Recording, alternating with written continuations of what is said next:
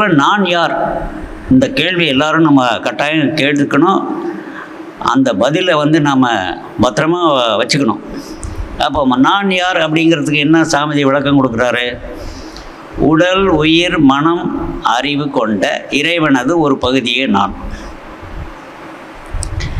இப்போ இந்த மனம்ங்கிறது எதுக்காக இங்கே வந்தது அப்படின்னா, மனம்தான் ஒருத்தரை உயர்த்தும் இல்லைன்னா தாழ்த்தும். அப்போது மனம்தான் ஒரு மனிதனை உயர்வு நிலைக்கு கொண்டு போகுது, இல்லைன்னா தாழ்ந்த நிலைக்கு கொண்டு போகுது. அப்புறம் இன்னொரு விஷயம் நம்ம என்ன தெரிஞ்சுக்கணுன்னா, இந்த பிரபஞ்சத்தில் என்றும் அழியாதது என்னன்னா காந்த சக்தி தான். அது தன்மாற்றம் பெற்று வெவ்வேறு பொருள்களுக்கு போயிட்டுருக்கே ஒழிய அது என்றும் அழிவதே இல்லை. அப்போ தோற்றங்கள் தான் அழிவு நிலைக்கு போகுது. அந்த இயக்கத்துக்கு காரணமாக இருக்கிற காந்த ஆற்றல் இருக்குது பார்த்தீங்களா, அது என்றும் அழிவதே இல்லை. அந்த வகையில் இந்த காந்தத்துக்கு 6 தன்மைகள் நம்ம சொல்கிறோம் இல்லையா, அது அடிக்கடி இந்த 6 முகன், காந்தன், கந்தன்லாம் சொல்லிகிட்டு இருப்பாங்கள்ல. அப்போது அதில் அந்த 6வது அறிவுங்கிறது என்ன அப்படிங்கிறத பற்றி நம்ம என்றைக்காவது சிந்தனை பண்ணுறோமா? ஏன்னா அந்த 6வது அறிவுங்கிறது மனிதர்களுக்கு மட்டுமே உரிமையானது. அப்போ அந்த 6வது அறிவுங்கிறது என்ன? சிந்தித்து முடிவெடுத்தல், சிந்தனை. அந்த இதில் சாமிஜி கூட பாடலில் சொல்கிறாரு, சிந்தனையை உடல் நலத்தை சீரமைத்து உய்வித்த குருவே வாழ்கன்னு சொல்கிறாங்க இல்லையா. அப்போ மனிதர்களுக்குன்னு உண்டான அந்த காந்த தத்துவம் என்னன்னா சிந்தித்து முடிவெடுத்தல். அப்போது அந்த சிந்தனையை ஒழுங்குபடுத்துறதுக்கு யார் தேவைப்படுது? மனம்தான். அந்த 6வது அறிவு அப்படிங்கிறது மனம் தான், வேறு எதுவுமே கிடையாது. அப்போது இந்த உடல் இருக்குது, உயிர் இருக்குது. இந்த உடல் உயிர் ஏன் ஒன்றா சேர்ந்து வந்தது? உயிரில் வினைப்பதிவுகள் அதில் பதிந்து இருக்கிறது. அந்த உயிரை தூய்மை செய்வதற்காக தான் நம்ம பூமிக்கு அனுப்பப்பட்டிருக்கிறோம். நாம் என்றைக்காவது அதை பற்றி பார்க்குறோமா? காலையில் என்ன சாப்பிட்டோம், அடுத்த வேளை என்ன சாப்பிட போகிறோம், இதை பற்றி மட்டும்தான் சிந்தனை வரும் இல்லையா. நம்ம பூமிக்கு வந்ததே நம்முடைய வினைப்பதிவை, உயிரில் பதிந்துள்ள வினைப்பதிவை நாம் நீக்கிட்டோம்னா என்ன ஆகும்? உயிர் தூய்மை பெற்றுவிடும், தூய்மையோடு இணைந்து விடும். ஏன்னா உயிர்ங்கிறது காந்தம் தொடர்பானது. அந்த இறைநிலைங்கிற அந்த பெரிய காந்தத்தோடு போய் இணைஞ்சிட போகுது. அப்போது அந்த மாதிரி இருக்கிறதுனால நாம் என்ன பண்ணோம்? இந்த சிந்தனைன்னா என்ன? மனிதனுக்கு மட்டும்தான் அந்த சிந்தனை ஆற்றல் கொடுக்கப்பட்டிருக்கிறது. அந்த சிந்தனையை முழுமையாக பயன்படுத்தி நாம் என்ன பண்ணணும்? அந்த உயிரை தூய்மை செய்யணும். அப்புறம் இன்னொரு விஷயம் என்னென்னா, இந்த உடல் உயிர் கூட்டணி எப்படி செயல்படுதுன்னு பாருங்கள். உடலுங்கிறது ஒரு தோற்றம், உயிருக்கு தங்குமிடமாக இருக்கிறது. அப்போ அந்த உயிர் என்ன பண்ணுது? உடல் முழுசும் ஓடி ஜீவகாந்தத்தை உற்பத்தி பண்ணுது. அந்த உற்பத்தி பண்ண ஜீவகாந்தம் எங்கே போகுது? உடல் செல்களுக்கும் பயன்படுது. அதே மாதிரி நம்முடைய உடல் இயக்கம், மன இயக்கம் எல்லாத்துக்குமே அது உதவியாக இருக்கிறது. அப்போது இந்த உயிர் தங்குமிடமாகிய அந்த உடலுக்கு ஒரு நன்மை செஞ்சிருது. இந்த உடல் என்ன பண்ணணும்? அதை உடலை நல்லா ஆரோக்கியமாக வச்சுருந்தா தான் அந்த உயிர் அங்கே தங்கி தொடர்ந்து அந்த வேலையை செய்யும். அதுக்கு தான் இங்கே சாமிஜி இங்கே வந்த உடனே நமக்கு என்ன பயிற்சி முதல்ல கொடுக்குறாங்க? எளிய முறை உடற்பயிற்சி. காரணம் என்னன்னா, அந்த எளிய முறை உடற்பயிற்சியின் மூலம் நாம் இந்த உடல் இயக்கத்தை ஒழுங்கு பண்ணலாம். உடலில் நோய் வராமல் நீங்கள் காப்பாற்றினீங்கன்னா தான் உயிர் அதில் நல்ல விதமாக தங்கும். அப்படி இல்லைன்னா என்ன ஆகும்? மறுபடியும் அந்த உயிர் கோச்சிட்டு வெளியே போயிடுச்சுன்னு வச்சுக்கோங்க, மறுபடியும் இன்னொரு உடல் எடுத்து மறுபடியும் அந்த வேலையை துவங்கணும். அப்போ இந்த மாதிரி உடல் உயிர் 2 பேரும் சேர்ந்து செயல்படுறது அது ஒரு பக்கம் இருக்குது. அடுத்து 3வதாக மனம்ங்கிறது ஒன்று இருக்குது. மனம்ங்கிறது என்ன பண்ணுது? ஒன்றா நல்ல உயர்வு நிலைக்கு போகலாம், இல்லை ரொம்ப தாழ்ந்த நிலைக்கும் போகலாம். இது இந்த மாதிரி மனம் இருக்குது. இது இந்த சைடு உடலும் உயிரும் ஒரு பக்கம் இருக்குது, நடுவில் மனம் இருக்குது. அந்த பக்கம் யார் இருக்கிறாங்க? அறிவு, இறைவன். இறைவனை போய் நம்ம வெளியில் போய் தேடினோம்னா கண்டுபிடிக்கிறது கஷ்டம். அதுக்கு தான் நமக்கு சாமிஜி என்ன பண்ணியிருக்காரு, சாந்தி யோகம் அப்படின்னு கொடுத்து அதை மூலாதாரத்தில் இருக்கிற இறைவனை நீங்கள் கண்டுபிடிக்கிறது ஈஸி. இப்படி வச்சுக்கிட்டிங்கன்னு வச்சுங்க, என்னாகும், யாரும் வெளியே தப்ப முடியாது, வெளியே இருந்து யாரும் உள்ளே வர முடியாது, உள்ளே இருந்து வெளியே போக முடியாது. அப்போ உடனே என்ன நடக்கும், உடலில் உள்ள செல்கள் எல்லாமே ஒரு ஒழுங்கமைப்பு வந்துடும். அப்போ அந்த டைமில் அந்த இறைவன் உள்ளே இருக்கிறான் பாருங்கள், அதை நீங்கள் ஓரளவுக்கு உணர முடியும். அதுக்கு தான் இந்த சாந்தி யோகங்கிற முக்கியமான பயிற்சி கொடுத்து நம் உடலில் அமைந்துள்ள உள்ளம்ங்கிற பேரில் இருக்கிற இறைவனை நாம் எளிதில் அடையாளம் கண்டுக்க முடியும். ஏன்னா வான்காந்தத்தில் ஏகப்பட்ட இடத்துல நீங்கள் போய் எங்கே வேணால் கண்டுபிடிக்கலாம். அதுவும் பார்த்திங்கன்னா ஒவ்வொரு கிரகம், ஒவ்வொரு ஊர், அந்த ஆத்தண்ணி இந்த ஆத்தண்ணி இப்படிலாம் போய் கங்கையில் முழிச்சா எல்லாமே போயிடுதுங்கிறாங்க. அது எங்கே போகுதுன்னு தெரில. அந்த மாதிரிலாம் நாம் நம்மளாக கற்பனை பண்ணிகிட்டு இருக்கிறத விட நம் உடலில் பதிந்துள்ள உள்ளம் என்கிற பேரில் இருக்கிற இறைவனை நாம் எளிதில் அடையாளம் கண்டு கொடுக்க முடியும். அப்போ அதுக்கு தான் வேதாத்திரி மகரிஷி என்ன பண்ணார், இந்த சாந்தி யோகங்கிற ஒரு பயிற்சியை நமக்கு கொடுத்துட்டார். அந்த அளவுக்கு சரி. இப்போ இந்த உடல் உயிர் கூட்டணி நல்லா செஞ்சு ஓரளவுக்கு அந்த வினைப்பதிவுகளை குறைக்கிறதுக்கு ஆரம்பிச்சிச்சின்னு வச்சுங்க, நம்மிடம் இயக்கங்களெல்லாம் கொஞ்சம் ஒழுங்காயிடும். அப்போ என்ன நடக்கும், நம்மிடம் ஜீவகாந்தம் சேமிப்பாக மாறிடும். அந்த ஜீவகாந்த சேமிப்பு தான் நம்மிடம் அறிவாக செயல்படுகிறது. அப்போ அறிவில் தொடர்ந்து உயர உயர என்னாகும், நாமே இறைநிலைக்கு அருகாமையில் போகிறோம். ஆனால் யாரும் இந்த அறிவுக்கு உரிமை கொண்டாடக்கூடாது. அறிவு என்கிற ஆற்றல் உங்களை இறைநிலையை உணர்றதுக்கு கொடுத்த வாய்ப்பு. அதனால் நீயா உனக்கு ஒன்றும் தெரியாது, உனக்கு இந்த தவம் தீட்சை கொடுத்து ஒன்றும் ஆகிறதில்ல, இப்படிலாம் சொல்லக்கூடாது. எல்லா உயிரும் பிறக்கும்போது எப்படி இருந்தோ இல்லை, இப்போ ஒவ்வொரு டைமில் மாறிக்கிட்டே இருக்கும். அதனால தான் இறைநிலை என்ன பண்ணியிருக்கு தெரியுமா, யார் யார் எத்தனை பிறவி எடுத்தாங்கிறத மறைபொருளாக வச்சுருக்குது. இது யாராவது கண்டுபிடிச்சான்னு வச்சுங்க, இது வரைக்கும் நீ 10 பிறவி எடுத்துருக்குற, நான் 2 பிறவி தான் எடுத்துருக்கிறேன் அப்படின்னு அந்த சண்டையில் வரும்ல. அந்த மாதிரி இல்லாமல் இப்போ இங்கே என்ன நடக்குது, அறிவுங்கிறது என்னன்னா ஜீவகாந்த சேமிப்பு. ஜீவகாந்தம் எப்போ சேமிக்கும், இந்த புலன்களை நாம் கட்டுப்பாட்டில் வச்சுருந்தோம்னா தான். புலன்கள் காந்தத்தை எடுத்துக்கலைன்னா மீதி காந்தம் எங்கே இருக்கும், நம்முடைய உடல்லையே தங்கியிருக்கும். அந்த சேமிப்பாக உள்ள காந்தம்தான் நம்மிடம் அறிவாக செயல்படுகிறது. இறைவனை நம்ம எப்படி அடையாளம் கண்டுபிடிக்கிறோம், அறிவினுடைய உச்சக்கட்ட நிலை. அறிவுடைய உச்சக்கட்ட நிலை தான் அந்த இறைநிலை அப்படின்னு. அதனால தான் சாமிஜி என்ன சொல்கிறாரு, இறைவனை பற்றிய சிந்தனையை பார்த்திங்கன்னா ரொம்ப லேட்டாக தான் ஆரம்பித்தார். ஏன்னா இறைவன் யாருக்கும் நல்லதும் செய்ய மாட்டான், கெடுதலும் செய்ய மாட்டான். இறைவனுக்கு ஒரே டியூட்டி தான். என்ன டியூட்டி, செயல் விளைவு தத்துவம். யார் எந்த செயலை செய்தாலும் கணக்கு போட்டு தப்பாது அதுக்கு உண்டான தக்க விளைவுகளை கொடுக்கறது. இந்த வேலை மட்டும்தான் அந்த இறைவனுக்கு கொடுக்கப்பட்டிருக்குது. அதனால் நாம் என்ன பண்ணுறோம், மெடிக்கல் சீட்டு இன்ஜினியரிங் சீட்லாம் கேட்டோம்னா எங்கே போகிறது. அதனால் அந்த மாதிரி இல்லாமல் நாம் நியாயமான நம்முடைய செயல்பாடுகள் தான் நம்மை உயர்த்துமே ஒழிய வேறு எதுவும் பண்ணாது. சரி, இப்போ அடுத்து நம்ம என்ன பண்ணலாம்னா, இப்போ நாமெல்லாம் இந்த யாரை வணங்குறது அப்படின்னு சொல்லிட்டு ஆதியிலேருந்தே நம்ம சொல்லப்பட்டிருக்குது. என்ன சொல்லப்பட்டிருக்குது, மாதா பிதா குரு தெய்வங்கிறத தான் நம்ம சாதாரணமாக சொல்லுவோம். ஆனால் மகரிஷி என்ன பண்ணார் தெரியுமா, மாதா பிதா குரு தெய்வத்தை விட இந்த அரசன் ஒருத்தருக்கான் பாருங்கள், அவனை கொஞ்சம் கண்டுக்குங்க. இப்போ நம்ம அரசனுங்கிறது நம்ம இப்போது தற்போது நிலையில் யார் இருக்கிறாங்க, ஐஏஎஸ் ஐபிஎஸ்காரங்க. அவங்க நினச்சாங்கன்னா எப்போ வேணால் யாரை வேணால் பிடிச்சிட்டு போய் என்ன வேணால் பண்ணலாம். அந்த மாதிரி இருக்குது.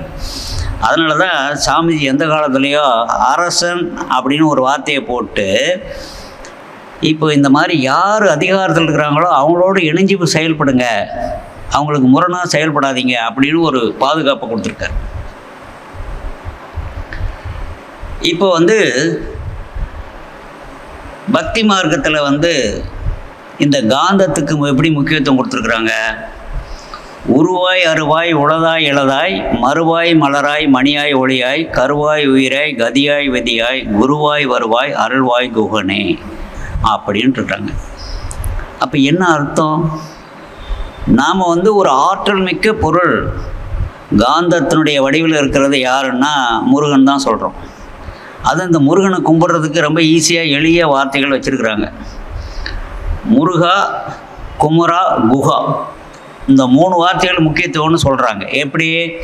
முருகன்னா அழகன்னு அர்த்தம், குமரன்னா ஈசனுடைய பிள்ளை, அவங்க அப்பா அம்மாலாம் ரொம்ப ஸ்ட்ராங்கு அப்படிங்கிறத அதை சொல்கிறோம். குஹான்னா தலைவன், அதாவது காந்தம் தொடர்பான ஒரு கடவுளாக இருக்கிறதுனால தான் அவரை தான் தலைமையாக ஏற்றுக்கிறாங்க. விநாயகர் முன்னாடியே தோன்றி இருந்தாலும் கூட முருகனுக்கு மட்டும் ஏன் முக்கியத்துவம் கொடுக்குறாங்க? இதுதான் விஷயம். அப்புறம் இந்த ஒரு சினிமா படத்தில் ஒரு கருத்து வந்திருக்குது, அதெல்லாம் உங்களுக்கு தெரியுமான்னு தெரியாது. ஒரு மாணவன் வந்து ஒரு ஆசிரியரை கேள்வி கேட்குறான், ஏங்க இந்த ஒரு அம்மா வந்துங்க ஒரு கூர்மையான ஆயுதத்தை கொடுத்துங்க ஒரு ஆளை காலி பண்ண சொல்லி அனுப்புகிறாங்களே, அது நியாயமா அப்படின்னு ஒரு கேள்வி கேட்டாங்க. ஆமாம், நீ பார்த்தியா, போய் ஆளை கொல்ல சொல்லி ஏதாவது வந்தான்னு வாத்தியார் திருப்பி கேட்டு அவர் என்ன சொல்கிறாரு, அதாவது முருகனுக்கு வேல் கொடுத்தது சக்தி தான், ஆனால் அவங்க அந்த மாதிரி சொல்லலை, அதை அறிவுபூர்வமாக அறிவின் அடையாளமாக தான் அதை வந்து உங்களுக்கு கொடுத்தாங்களே வழியே வேறு ஒன்றும் இல்லை. அப்போ ஒரு வேலை எடுத்துங்க, கூர்மையாக இருக்கணும் அப்படின்னு என்ன அர்த்தம்? நம்முடைய அறிவு கூர்மையாக இருக்கணும். அப்புறம் மேல் பகுதி வந்து கொஞ்சம் அகன்று இருக்கும்.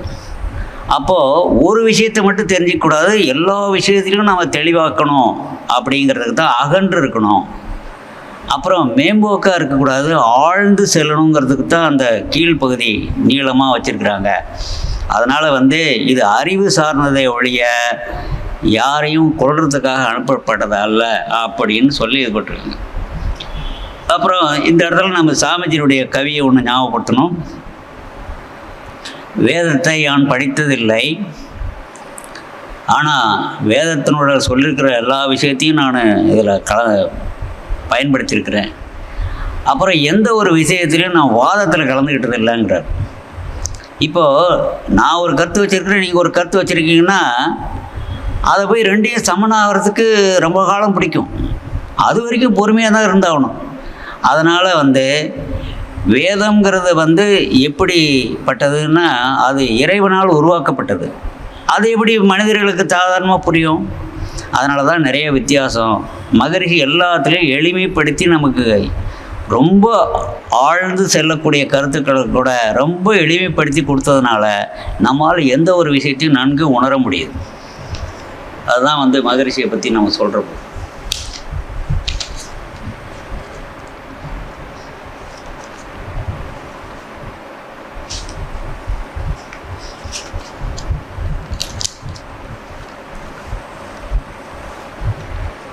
அப்புறம் வந்து மகரிஷி வந்து சீவனும் சிவனும் அப்படிங்கிற தலைப்பில் ஒரு நிறைய கவிகள் எழுதியிருக்காரு. அதில் ஒரு கவி மட்டும் நான் படிக்கிறேன். புக்ககம் போய் மக்கள் பெற்றும் பிறந்த அகம் மறவாள் போல் சிக்கலுள்ள வாழ்க்கையிலும் சீவன் நிலை மறவேல். அப்போ சிவன்னா யார், சீவன்னா யார் அப்படிங்கிறத நாம் என்றைக்கும் மறக்கக்கூடாது. அப்போது சிவன்னா யார்? மூல ஆற்றல், அது வந்து தூய்மையானது. சீவன்னா என்ன? கலங்கப்பட்டது, அதாவது வினைப்பதிவு உடையது. அப்போ நாம் வந்து சீவனா நாம் வந்து சீவன்கள். அப்போது என்ன பண்ணணும்? நம்மிடம் உள்ள வினைப்பதிவுகளை நீக்கிறதுக்கு என்ன வழிங்கிறத நம்ம சிந்தனை பண்ணணும். இதை வந்து என்ன மாதிரி வந்து சாமிஜி இணைச்சி சொல்கிறார் பாருங்கள். புக்ககம் போய் மக்கள் பெற்றும், அதாவது கல்யாணம் பண்ணி கொடுத்துட்டாங்க ஒரு பொண்ணை, அங்கே போய் குழந்தையும் பத்தாச்சு, இருந்தாலும் பிறந்த வீட்டுக்கு அங்கே வீட்டுக்காரன் அனுப்ப மாட்டேங்கிறான். இருந்தாலும் என்ன பண்ணுறாங்க, அதை மறக்க முடியுதா? அவ்வளோதான். அந்த மாதிரி நீங்கள் உங்களுடைய மூலம் எது? சிவன். இப்போ நீங்கள் சீவனாக இருக்கிறீங்க. அப்போ என்ன பண்ணணும்? அந்த சீவனை சிவனோட இணைக்கிறதுக்கு என்ன வழிங்கிறத சிந்தனை பண்ணுங்க. இதுதான் நம்ம செய்ய வேண்டிய. அதை வச்சு தான் சொல்கிறேன். அப்புறம் இப்போ நாம் பூமிக்கு வந்துட்டோம். அது எப்படி வந்தோம்னா நமக்கு தெரியாது. ஆனால் இறைநிலை என்ன பண்ணுது தெரியுமா? நாம் எங்கே உட்காந்துருக்குங்க? பூமி மேலே உட்காந்துருக்குறோம். 1000 மைல் வேகத்தில் இருக்கணும், ஓடிக்கிட்டு இருக்குது மணிக்கு. அப்போது எங்கே சுழற்சி இருந்தாலும் என்ன நடக்குது? கெட்டி பொருள் மையத்தை நோக்கி இழுக்கப்படுது, லேசான பொருள் தூக்கி எறியப்படுது. அப்போ அந்த மாதிரி என்ன பண்ணுது? இந்த உடலை விட்டு உயிரை பிரிக்கக்கூடிய முயற்சி நடந்துக்கிட்டே இருக்குது. இந்த பூமி மட்டும் இல்லைன்னு வச்சுக்கோங்க, உங்களை எடுத்து யாராவது சுத்த போகிறாங்களா? எப்படி நடக்கும் பாருங்கள். அப்போ இயற்கையிலேயே அந்த சுழற்சியை உருவாக்கிட்டு தான் உங்களையே படைச்சி கொண்டு பூமியில் விட்டு, நீங்கள் உங்கள் உயிரில் பதிந்துள்ள வினைப்பதிவை நீக்கிறதுக்கு முயற்சி எடுங்க அப்படின்னு சொல்லப்படுறேன். இப்போ சாமிஜி இப்போ நான் யார் அப்படிங்கிற கேள்வியை கேட்டு பதில் சொல்லியிருக்காரு. ஆரம்ப காலத்தில் அவர் எழுதின கவி எப்படி இருக்குது தெரியுமா? நீ யாருன்னு கேள்வி கேட்டு ஒரு கவி எழுதியிருக்கு. அந்த புத்தகத்தில் இருக்கிறது தான் சொல்கிறேன். பிரபஞ்ச கண்ணாடி மூளையாகும். அப்போ இந்த மூளைங்கிறது எங்கெங்கோ நடக்கிற விஷயங்கள் எல்லாத்தையும் நல்ல ஆராய்ச்சி பண்ணி அதை பற்றி விஷயம் தெரிந்து கொள்ளக்கூடிய தன்மையோடு தான் ஒவ்வொருடைய மூளையும் இருக்குது. இதில் போய் இவருக்கு மூளை இல்லை அப்படின்லாம் சொல்கிறதுக்கு கிடையவே கிடையாது. பிரபஞ்சத்துக்கு வந்ததுனால, இந்த பிரபஞ்சத்துக்கு எப்படி வந்தது? சுத்த வெளியில் தானே வந்திருக்குது. அப்போ அங்கேருந்து அப்படியே எந்த பயணத்தில் வந்ததோ, இதுவரை என்ன மாற்றங்கள் எல்லாம் எந்த இடங்களெல்லாம் தாண்டி வந்ததோ அது எல்லாமே அந்த மூளைக்கு நிச்சயம் பதிவு உண்டு. அது எப்போ நினச்சாலும் அதை பற்றிய சிந்திக்கக்கூடிய திறமை உண்டு. பிறப்பு இறப்பும் வித்து கழுவினால். அப்போ ஒரு பிறப்பு இறப்பு ரெண்டுமே வித்து சக்தியினுடைய கழிவினால தான் நடக்குது. உரம் நெஞ்சில் கொண்டு உன்னை அறிந்தால், நீ என்ன பண்ணணும்? உன்னை அறிய வேண்டும் நினைக்கணும் நீ முதல்ல. அப்போ ஓங்காரம் சிவம் சக்தி உயிர் நீ ஒன்றே. அப்போது இந்த ஓம் சொல்கிறது எதுக்காகன்னு சொல்லி வச்சுருக்காங்க தெரியுமா? நீ பெருசாக நிறையா பூஜையெல்லாம் பண்ணிக்கிட்டு இருக்க தேவையில்லை. ஓம்னு சொன்னாலே போதும். காலையில் வெறும் வயிற்றில் இருக்கிற போது ஓம் சொல்லி பாருங்கள். மூலாதாரத்துலேருந்து உடலில் உள்ள எல்லா மையங்களையும் இணைந்து மறுபடியும் மூலாதாரத்துக்கு போய் அமைதி நிலைக்கு நம்ம வந்துடுவோம். அதனால தான் ஓம் சொல்கிறத நீங்கள் செஞ்சாலே போதும் அப்படின்னு ஆதி காலத்தில் சொல்லப்பட்டிருக்கு. அதுக்கப்புறம் சிவம் சக்தி. சிவங்கிறது இருப்பு நிலை, அது இயங்காது. ஆனால் அதிலிருந்து உருவாக்கப்பட்ட ஆற்றல் தான் சக்தி. சக்தி தான் இயக்கத்தை கொடுக்கக்கூடியது. அதுக்கப்புறம் தான் அதிலிருந்து வந்த ஒரு அணு தான் உயிராக இருக்கிறது. நீ ஒன்றே. அப்போ இதுலேருந்து என்ன தெரியுது? அப்போது மூல ஆற்றலாக அதிலிருந்து தோன்றிய இயக்கங்கள் அதுக்கப்புறம்தான் உயிருங்கிறதே ஒன்று வந்திருக்குது. அதனால் நீ யாருன்னு கேட்டால் இது எல்லாமே அந்த மூலத்திலிருந்து கடைசி வரைக்கும் இது வரைக்கும் வர வேண்டியதான். அந்த மாதிரி. சரி, இப்போ நாம் தலைப்புக்கு வருவோம். மன அலைச்சூழல், அதை வைத்து நாம் மகிழ்ச்சி அடையுதா என்னங்கிறத பற்றி நம்ம சிந்திப்போம். முதல்ல மனம்னா என்ன? இது நம்ம புதுசாக கேட்க வேண்டியதில்லை. காயக்கல்ப பயிற்சி கற்றுக்கிட்டவங்க எல்லாத்துக்கும் அந்த ஒரு வட்டத்தில் போட்டு மனம்னா என்னன்னு சொல்லி தான் இருக்கிறோம். இருந்தாலும் மீண்டும் இங்கே ஞாபகப்படுத்துவோம். மனம் என்றால் என்ன அப்படின்னா, உடலில் உயிர் ஓடிக்கொண்டு இருக்கிறது. அந்த உடலில் உயிர் ஓடும் பொழுது என்ன கிடைக்குது? ஜீவகாந்தம் கிடைக்குது.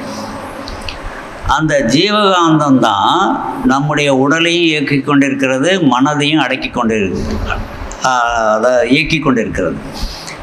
அப்போது மனம் என்பது என்ன? ஜீவகாந்தத்தினுடைய ஒரு பகுதியே மனமாக இருந்து மூளையோடு தொடர்பு கொண்டு முடிவுகளை எடுக்குது. அதுக்கு தான் மனம்னு ஒன்று உருவாக்கப்பட்டது. ஆனால் இந்த மனம் என்ன பண்ணுது தெரியுமா? என்ன வேலை செய்யணுமோ அதை விட்டுவிட்டு அடுத்தவன் எப்படி மாடி வீடு கட்டினான், அவன் எப்படி திடீர்னு பணக்காரன் ஆனான், இப்படி தான் நம்ம மனம் போயிட்டு. நம்மை பற்றி சிந்தனை பண்ணால் நிச்சயம் நல்ல மாற்றங்கள் ஏற்படும். அப்போது இதில் இப்படி இன்னும் விரிவாக சிந்தனை பண்ணால் என்ன ஆகுது? உயிரில் தானே உடலில் ஓடுது. அந்த உயிரில் என்ன இருக்குதுன்னு பாருங்கள். அதாவது சுத்த வெளியினுடைய துகள் தான் ஒரு தொகுப்பாக மாறி ஒரு அணுவாக மாறுது.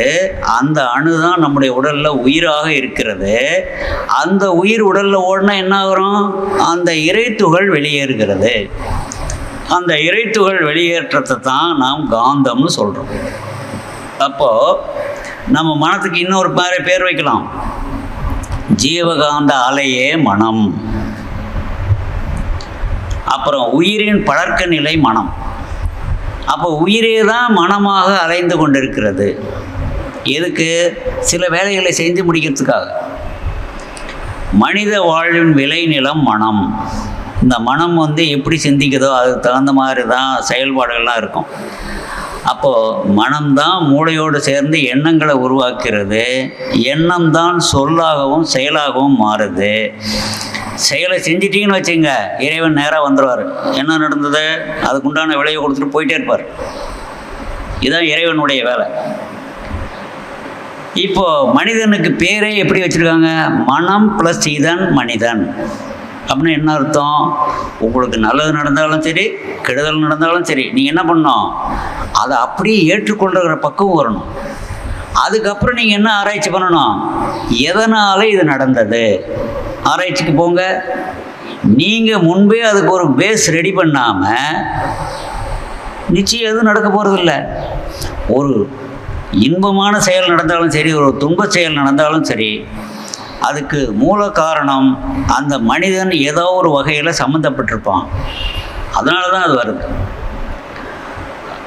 அப்போ மனதினுடைய மூலம் என்ன? எண்ணம், சொல், செயல். இவ்வளோதான். இப்போ உயிரினங்களில் ஜீவகாந்தம் இருக்குது. அது 5 உணர்வோடு நின்று போயிடுது.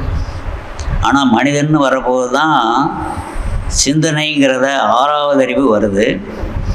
இப்போது நாம் பொதுவாக என்ன நினைக்கணும் தெரியுமா? எந்த உணர்வு புதிதாக வந்ததோ அது மிக வேகமாக செயல்படும். இப்போ அதுக்கு உதாரணம் எப்படி சொல்லலாம்னா, இப்போது ஓரறிவுள்ள தாவரம், அதுக்கு என்ன உணர்வு இருக்குது? தொடு உணர்வு மட்டும்தான் இருக்குது. அப்போ அதுக்கு நல்ல உதாரணமாக தான் இந்த தொட்டாஞ்செடின்னு ஒரு செடி இருக்குது பார்த்தீங்களா? அதை போய் தொட்டிங்கன்னா உடனே சுருங்கிடும். அப்போ என்ன அர்த்தம்? அந்த தொடு உணர்வுங்கிறது அந்த ஓரறிவுள்ள தாவரங்களில் நல்ல வேகமாக செயல்படுது. சரி, அடுத்து 2 அறிவு உள்ள புழுக்கள் வந்தன. அந்த புழுக்களில் என்ன இருக்குது? சுவை உணர்வு புதுசாக வந்திருக்குது. அதனால தான் எங்கே ஒரு பச்சை இலை இருந்தாலும் அந்த புழு அடையாளம் கண்டுபிடிச்சி நேராக கரெக்டாக போய் அந்த இலையை சாப்பிட்றோம். இதுதான் 2 அறிவு. 3 அறிவுள்ள பூச்சிகள். பூச்சிகளில் மெயினாக பார்த்திங்கன்னா எறும்பு வச்சுக்கலாம். அந்த புதிதாக வந்தது என்ன? தொடு உணர்வு, சுவை உணர்வுக்கு அப்புறம் வாசனை உணர்வு புதுசாக வந்திருக்குது. சர்க்கரை நீங்கள் என்ன தான் டைட் பண்ணி மூடி வச்சாலும் கூட அது கரெக்டாக கண்டுபிடிச்சி போயிருக்கும். இதுதான் 3 அறிவு. அப்புறம் 4 அறிவுள்ள பாம்பு. பாம்பு கண்ணில் தான் புதுசாக அந்த ஆற்றல், பார்வையில் தான் புதுசாக வந்திருக்குது. அதனால் அந்த தன்மை கூட இருக்கும். அப்புறம் அடுத்து 5 அறிவுள்ள ஆடு மாடுக்கு எப்படி வருது? புதிதாக வந்தது என்ன? காது கேட்குறது. அதனால தான் அந்த காது கேட்குறதுனுடைய அந்த சவுண்டை அது சரியாக தாங்க முடியல அப்படின்னு சொல்லி தான் இந்த ஆடு மாடெல்லாம் விரட்டுறவங்க இல்லையா, மோளம் அடித்தா ஓடி போகிறதா இல்லையா, அந்த மாதிரி. இந்த 6 அறிவுள்ள மனிதனுக்கு என்ன? புதிதாக சிந்தனை அப்படிங்கிறது தான் வந்திருக்குது. அப்போ நாம் என்ன பண்ணுறோம்? நாம் மட்டும்தான் அந்த விஷயத்தை நாம் சரியாக கவனிக்கிறதில்ல. அப்படியே நாளை ஓட்டி போடுறோம். எப்பயும் என்ன செய்வோமோ அதையே செஞ்சுக்கிட்டு அப்படியே நாளை ஓட்டினா அப்புறம் எப்படி வந்து முன்னேற்றம் வரும்? அப்போது இன்பம் துன்பம் மாறி மாறி வந்துக்கிட்டு தான் இருக்கும். ஏன்னா அப்போ ஒரு இன்பம் வந்தாலும் சரி, ஒரு துன்பம் வந்தாலும் சரி, இது எதனால் வந்ததுன்னு நம்ம ஆராய்ச்சிக்கு எடுத்துட்டோம்னா நிச்சயம் அதை நாம் ஒரு ஒழுங்கமைப்பு கொண்டு வர முடியும். அப்போ அதுவரை நம்ம என்ன பண்ணுறது? நாம் மனிதர்கள், மனம் ப்ளஸ் இதன் மனிதன். இன்பம் வந்தாலும் துன்பம் வந்தாலும் நாம் சோர்ந்துடக்கூடாது. இது எதனால் வந்தது அப்படின்னு நம்ம ஆராய்ச்சிக்கு எடுத்துக்கிட்டு அதிலிருந்து மீண்டு வருவது எப்படி அப்படிங்கிற சிந்தனைக்கு போகணும். அவ்வளோதான். சரி, இந்த மனம்ங்கிறது என்னென்ன வேலையெல்லாம் செஞ்சுக்கிட்டு இருக்குது? மனதுக்கு சில வேலைகள் ஒதுக்கப்பட்டிருக்கு. முதல்ல என்ன தெரியுமா? அனுபவத்தை கருமையத்தில் பதிவாக சேர்த்து வைக்கிறது. இப்போ ஒரு குழந்தை உருவாகுதுன்னா சாமிஜி 2 கல்யாணம் பண்ணார். ஏன் அவர் குழந்தைகளே வரல?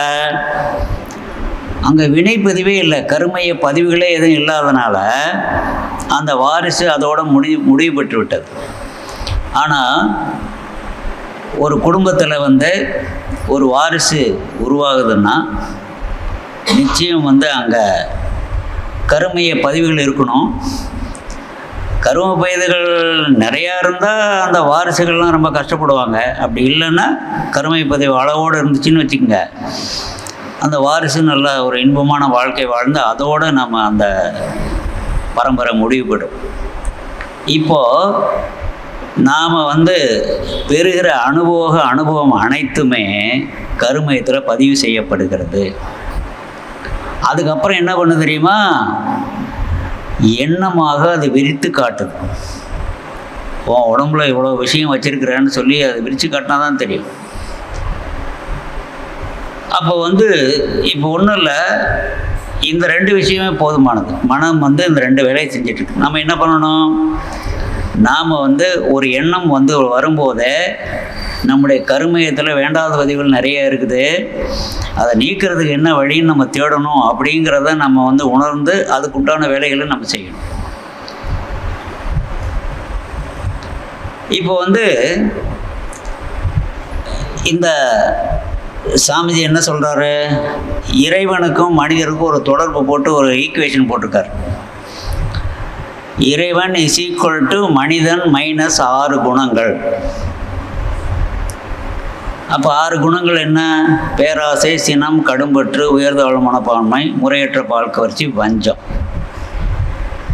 அப்போ இதெல்லாம் வேண்டாத பதிவுகள். இதெல்லாம் நீக்கிட்டிங்கன்னா மனிதன் இறைவனாக மாறிடுறான்.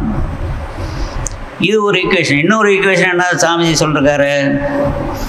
இறைவன் = மனிதன் - ஆணவம் - கண்மம் - மாயை. அப்போ ஆணவம்னா என்ன? நானே உயர்ந்தவன் நினைக்கிறது. கண்மம்னா வினைப்பதிவு இருக்கிறது. அதுக்கப்புறம் மாயைன்னா என்ன? தோற்றத்தை வச்சு நல்லவனை கெட்டவனை நினைக்கிறது, கெட்டவனை நல்லவனை நினைக்கிறது. இதுதான் மாயை. அப்போ இந்த மாதிரி இறைவனுக்கும் மனிதருக்கும் தொடர்பு இப்படி இருக்குது. இதில் பார்த்தீங்கன்னா அந்த வினைப்பதிவு புதிதாக இந்த பதிவு நம்ம கொண்டு வராமல் பார்த்துக்கிட்டோம்னாலே இருக்கிற வினைப்பதிவை நம்ம என்ன பண்ணுறதுன்னு பார்க்கலாம். அப்படி இல்லைன்னா என்ன ஆகும்? இப்படியே வரவு செலவு கணக்கு பார்த்துக்கிட்டே இருக்க வேண்டியது. கொஞ்சோண்டு வினைப்பதிவு போகும், திருப்பி கொஞ்சம் நிறையா சேர்த்துக்குவோம். இப்படியே போயிட்டு இருந்தால் என்ன அர்த்தம்? தொடர்ந்து பூமிக்கு வந்துக்கிட்டு தான் இருக்கணும். இப்போ ஒவ்வொருத்தருடைய குணங்களும் இந்த பதிவுகளை வச்சு தான் இருக்குது. அவருக்கு ஏன் நல்ல எண்ணமே வரமாட்டேங்குது அப்படின்னா, ஏகப்பட்ட வினைப்பதிவுகள் உள்ளே வச்சுக்கிட்டு எப்படி நல்ல எண்ணம் வெளிவரும்? ஆகவே இந்த வினைப்பதிவு குறைதா இல்லையாங்கிறத நம்முடைய எண்ணங்கள் மூலமாகவே நம்ம தெரிஞ்சுக்கலாம். இது அடுத்தவங்ககிட்ட போய் நம்ம எதுவும் ஜாதகம் காமிச்செல்லாம் கேட்க வேண்டியதில்லை. இப்போ இந்த மனம்ங்கிறது உள்ளுக்குள்ளே வந்துருச்சு. இருந்தாலும் அது ஏதாவது ஒரு வேலை செய்யணும்ல. மனம் எப்போ பார்த்தாலும் வேலைன்னு இந்த பதிவு பண்ணுற வேலை, அதுக்கப்புறம் எண்ணமாக வச்சு காட்டுற வேலை மட்டும் இல்லை. இந்த மனம் 10 வகைகளில் செயல்படுது அப்படின்னு சாமிஜி சொல்கிறார்.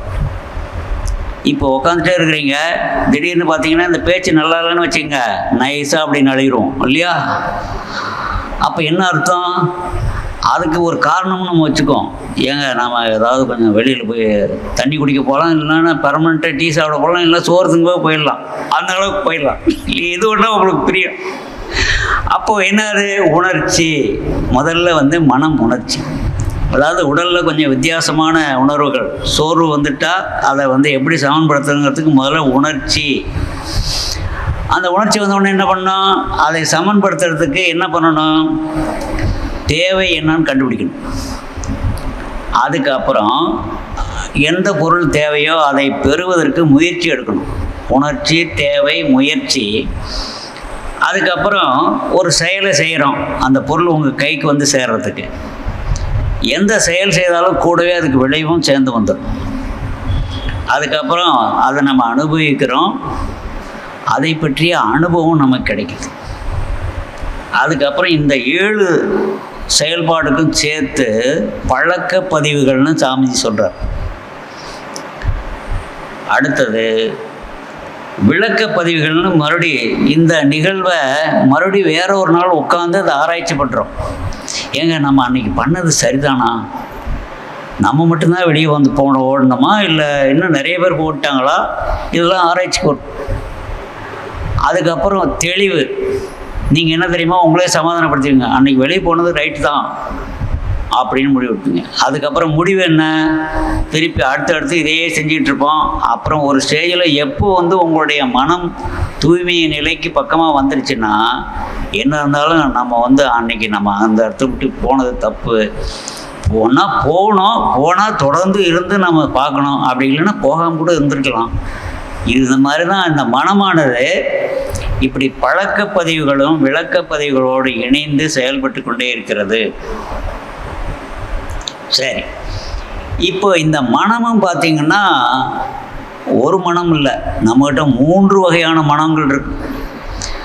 ஒன்று வந்து புறமனம், அதாவது வெளியில் பார்த்து அங்கே இருக்கிற கருத்துக்களெல்லாம் கொண்டு உள்ளே தள்ளி அந்த மூளைக்கு ரெக்கமெண்டேஷன் கூட அனுப்புறது.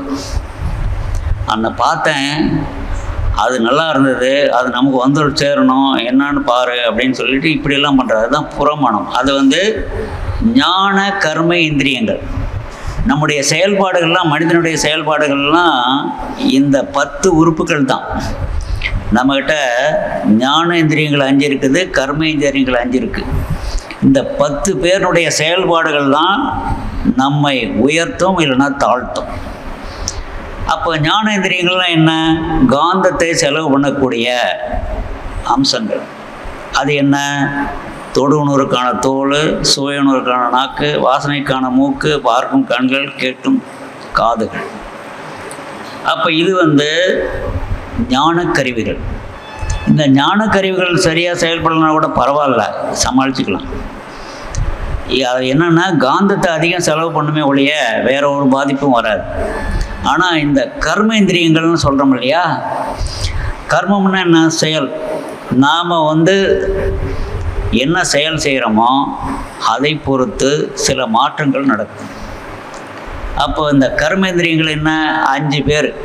ஒன்று கை, கால், வாய். இன்னொன்று அந்த ஆசனவாய், பால்குறி. இந்த 5 பேர் செயல்பாடுகள். இந்த கர்மத்தை பொறுத்து தான் வினைப்பதிவு கூடும் இல்லைன்னா குறையும். அப்போ அந்த வகையில் இந்த 5 உறுப்புகளும் எப்படி இணைந்து செயல்படுதுன்னு பாருங்க. இப்போது உணவு நம்ம எப்படி சாப்பிட்றோம்? நம்மளாம் ஸ்பூனில் சாப்பிட்றதில்ல, கையில் தான் எடுத்து சாப்பிட்றோம். ஒவ்வொரு கை சாப்பாடு நம்ம வாய்க்கு கொண்டு போகிறதுக்கு முன்னாடி கை வழியாக தானே போகுது. அப்போது எத்தனை கை சாப்பிட்டோங்கிறது முக்கியம் இல்லை, இதுவரை சாப்பிட்டது போதுமா, இந்த கை உணவு உள்ளே போகணுமா அப்படின்னு கேட்டு தான் உள்ளே விடணும். நீங்கள் பாட்டுக்கு நல்லா இருக்குதுன்னு சொல்லி அது பாட்டுக்கு உள்ளே தள்ளினீங்கன்னா என்ன ஆகும்? அப்புறம் உடனே வந்து மூளை உத்தரவு போட்டுரும், இந்த கை தானே வந்து அந்த உணவை அதிகமாக கொண்டு போய் உள்ளே சேர்த்து, உனக்கு பனிஷ்மெண்ட்டு, நாளையிலேருந்து நீ 10 கிலோமீட்டர் நடக்கணும் அப்படின்னு உத்தரவு போட்டு. ஏன்னா இந்த கை கால் இயக்கம் ஏன்னா கூடுதலாக கிடைச்ச கலோரி இருக்குது பார்த்தீங்களா, அதை வந்து அழிக்கிறதுக்கு என்ன இயக்கம், கை காலினுடைய இயக்கம் தான் அதை ஒழுங்குபடுத்தும். அதான் அதனால தான் கையில் பார்த்து இந்த உணவு உள்ளுக்குள்ள கொண்டு போகிறதுக்கு முன்னாடியே இந்த உணவு தேவையா முதல் கேள்வி. அடுத்தது இது வயிற்றில் போய் இந்த ஒழுங்காக ஜீரணமாகுமா அடுத்த கேள்வி.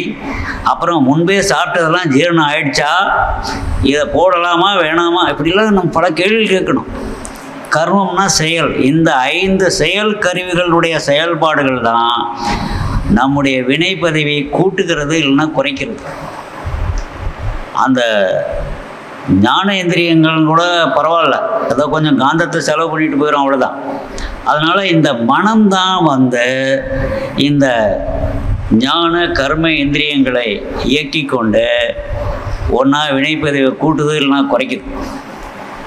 அப்போ இந்த மாதிரி வெறும் குறைகளை மட்டுமே சொல்லிகிட்டு இருந்தால் இதுக்கு தீர்வே கிடையாதா? அதனால தான் வந்து நாம் இப்போ என்ன பண்ணுறோம், இந்த மனம் எப்போ அலைபாயும், இப்போ நம்முடைய மனிதனுடைய அலைவேகம் எப்படி இருக்குதுன்னா 0 சைக்கிள்ஸ் பர் செகண்ட்லேருந்து 40 சைக்கிள்ஸ் பர் செகண்ட் வரைக்கும் தான் நம்முடைய மனிதனுடைய இயக்கம். 40 தாண்டுனா உடலை விட்டு உயிர் பிரிந்து விடும். 0க்கு போனீங்கன்னா நீங்களே இறைவனாக மாறிடுவீங்க, நீங்கள் எந்த பக்கமும் தலை காட்ட மாட்டீங்க. இவ்வளோதான். அப்போது மனித மனமானது 0 சைக்கிள்ஸ் பர் செகண்ட்லேருந்து 40 சைக்கிள்ஸ் பர் செகண்ட் வரைக்கும் இருக்குது. அந்த 40 பக்கமாக யாரெல்லாம் இருப்பாங்க தெரியுமா? ஊர்லேயே முரட்டுத்தன்மை உடையவங்க, மோசமான செயல் செய்கிறவங்கெல்லாம் அந்த 40க்கு பக்கத்தில் தான் இருப்பாங்க. இப்போ நாம் வந்து அந்த நிலைக்கு போகாமல் இருந்தோம்னாலே நம்முடைய செயல்பாடுகள் ஒழுங்காக தான் இருக்கும். இப்போ நாம் என்ன பண்ணலாம்? அதுக்கு தான் நம்ம முதல்ல என்ன பண்ணுறோம், சாமிஜி இங்கே வந்தோடனே முதல் பயிற்சி நமக்கு என்ன கொடுத்தாரு? எளிய முறை உடற்பயிற்சி கொடுத்தாரா? உடற்பயிற்சியோட இன்னொரு விஷயமும் நம்ம கொடுத்துருக்காங்க. 5 அளவு முறைன்னு ஒரு வார்த்தையை சொன்னாங்க. 5 அளவு முறை என்ன? உணவு, உறக்கம், உழைப்பு, புலனின்பங்கள், எண்ணம். இதில் அளவு முறை காத்தாலே உடல் சம்பந்தமாக எந்த பாதிப்பும் வராது. எளிமுறை உடற்பயிற்சியும் இந்த 5 அளவு முறையும் நம்ம வந்து தொடர்ந்து கடைபிடிச்சோம்னா நமக்கு உடல் ரீதியாக எந்த பிரச்சனையும் வராது. அப்போ உடல் பிரச்சனை நீங்கிட்டால் என்ன ஆகும்? அடுத்து மனப்பிரச்சனை தான் வரும். அப்போ அந்த மனோவேகம் அப்படிங்கிறத வந்து நாம் குறைக்கிறதுக்கு நம்ம என்ன பண்ணணும்? அதுக்கு தான் தவம். இப்போ இதில் வந்து சாமிஜி வந்து என்ன சொல்லியிருக்காருன்னா, எளிய முறை உடற்பயிற்சி செய்கிறவங்களுக்கு தெரியும். கடைசி பயிற்சிக்கு பேர் என்னங்க? உடல் தளர்த்தல் பயிற்சி. அந்த உடல் தளர்த்தல் பயிற்சியில் நீங்கள் வந்து உடலை மறந்த நிலைக்கு நீங்கள் வந்திருந்தீங்கன்னா நிச்சயம் உங்கள் உடற்பயிற்சி முறையாக செய்யப்பட்டிருக்குன்னு அர்த்தம். அப்போ உடலை மறந்துட்டா வேற என்ன இருக்கும் உடம்புக்குள்ள? உடலை மறந்துட்டீங்க, வேற என்ன இருக்குது உடம்புக்குள்ள? அப்பாடா, இப்போதான் எனக்கே ஜீவன் வந்தது. அப்போ இந்த தவ பயிற்சி எப்போ கொடுக்கணுங்கிறது நல்லா தெரிஞ்சிட்டிங்களா? நீங்கள் உடற்பயிற்சி நல்லா முறையாக செய்து உடலை மறந்த நிலைக்கு வந்தீங்கன்னா தான் அடுத்த பயிற்சிக்கு நம்ம ஆரம்பிக்கணும். சும்மா வழக்கம் போல் வந்த உடனே வா இந்த தீட்சையை வாங்கிக்கோ ஓடி போயிரு அப்படின்னு சொல்லி இப்படியே பண்ணிக்கிட்டு இருந்தீங்கன்னா அப்போ என்ன ஆகிறது? அப்போ உடற்பயிற்சியை முறையாக நாம் செய்து உடலை மறந்த நிலைக்கு நம்ம வந்தோம்னா உடலில் இருக்கிற உயிர் மேலே நம்முடைய மனம் போகும். அப்போ நாம் என்ன பண்ணலாம்? தவம் செய்ய முடியும். அப்போது தவங்கிறது ருட்டீனாக நம்ம கொடுக்கறத விட உடலை மறந்த நிலைக்கு நம்ம வரக்கூடிய பக்குவத்தில் நம்ம இந்த தீட்சையை நம்ம வாங்கினோம்னா நிச்சயம் சிறப்பாக இருக்கும். அப்போ வந்து இந்த மனம் வந்து அலை பாய்ந்து கொண்டே இருக்குது. 0லேருந்து 40 வரைக்கும் போதும்னு சொன்னோம். நாம் வந்து ஒரேடியாக ரொம்ப 0க்கெல்லாம் கொண்டு போக வேண்டாம். இப்போ சாமிஜி நமக்கு முதல் தீட்சை என்ன கொடுக்குறாரு? ஆக்னி தீட்சை கொடுக்குறாரு இல்லையா? அந்த ஆக்னியில் வந்து நமக்குடைய மன அலைச்சல் வேகம் எவ்வளோ இருக்கும்? 8 சைக்கிள்ஸ் பெர் செகண்ட்லேருந்து 14 சைக்கிள்ஸ் பெர் செகண்ட். அதே நிலை தான் துரியத்துலேயும் வருது. காரணம் என்னென்னா, எவ்வளோ அழுத்தமாக நம்ம சிறப்பாக செய்கிறோமோ அதை பொறுத்து அது 8ஆக இருக்கலாம், இல்லைன்னா 14ஆக இருக்கலாம். அப்போது இந்த தவத்தினுடைய அவசியம் என்ன அப்படின்னா, நம்முடைய மன அலைச்சல் வேகம் அதிகரிக்காமல் பார்த்துக்கிறதுக்கு தான் இது.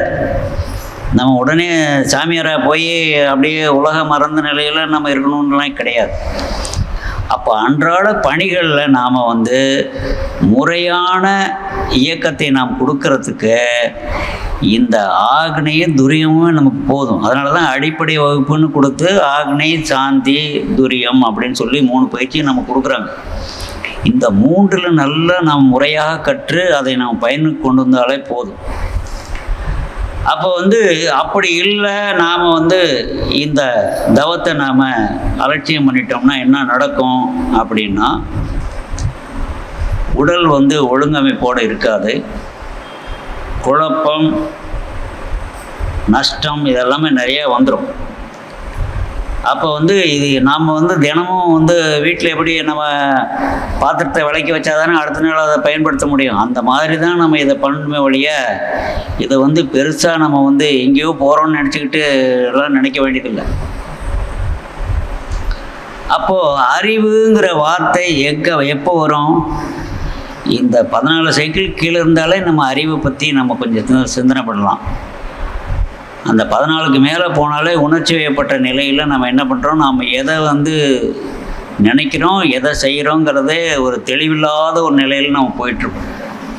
இப்போ சாமிஜி என்ன சொல்கிறாரு, உடல் வரையில் நின்று ஆற்ற மனம், ஓங்கி விண் பரமறிய அறிவு. அப்போது நாம் மனதுக்கு ஓட்டு போடணுமா அறிவுக்கு ஓட்டு போடணுமாங்கிறத நீங்களே முடிவு பண்ணிக்கங்க. காரணம் என்னென்னா, நாம் உடலில் எதெல்லாம் கேட்குதோ அதையெல்லாம் நிறைவேற்றிட்டு இருந்தோம்னா நம்மிடம் மனம்தான் செயல்பட்டுக்கிட்டு இருக்கோம். ஆனால் நாம் எந்த மூலத்திலேருந்து வந்தோம், அது எப்படிப்பட்டதுங்கிற சிந்தனை பக்கம் போனீங்கன்னா அது என்ன வரும், விண் அப்படிங்கிறது நமக்கு தெரிய வரும்.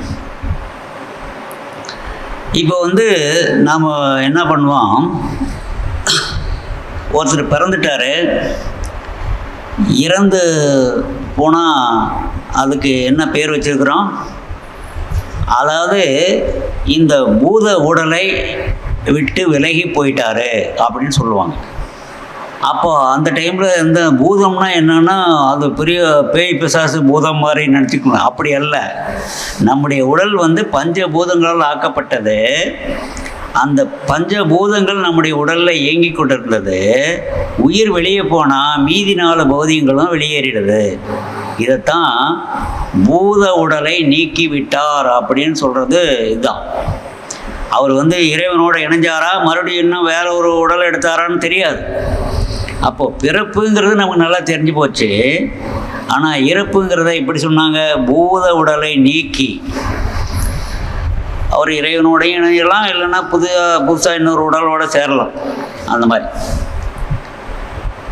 அப்போது இந்த மனம் என்றால் என்ன அப்படிங்கிற கேள்வியை நீங்கள் உங்கள் மனசுக்கிட்டே கேளுங்க, உங்களுக்கு சரியான விளக்கம் கிடைக்கும். இதை போய் வேறு வாத்தியார் வச்சிங்கன்னு வச்சுங்க, அவருக்கு பிடிச்சதை சொல்லுவார், நீங்கள் அதை ஏற்காமல் கூட இருக்கலாம். அப்போது மனதை கொண்டு கேட்டால் மனதிற்கு அமைதி கிடைக்கும். மனத்தால் அன்றி மனதை நிலைநிறுத்த முடியாது. சரி, இந்த மனம் ரொம்ப வேகமாக செயல்படுறதுக்கு காரணம் என்னன்னா, நம்மிடம் உள்ள வினை பதிவுகள் தான், வேறு ஒன்றுமே கிடையாது.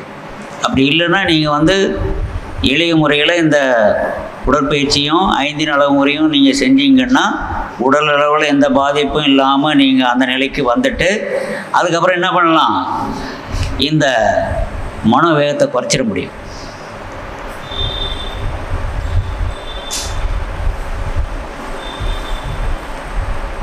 இப்போ ஆதி காலத்தில் அஷ்டாங்க யோகம்னு சொல்லி அதுதான் ரொம்ப காலம் செயல்பாட்டில் இருந்தது.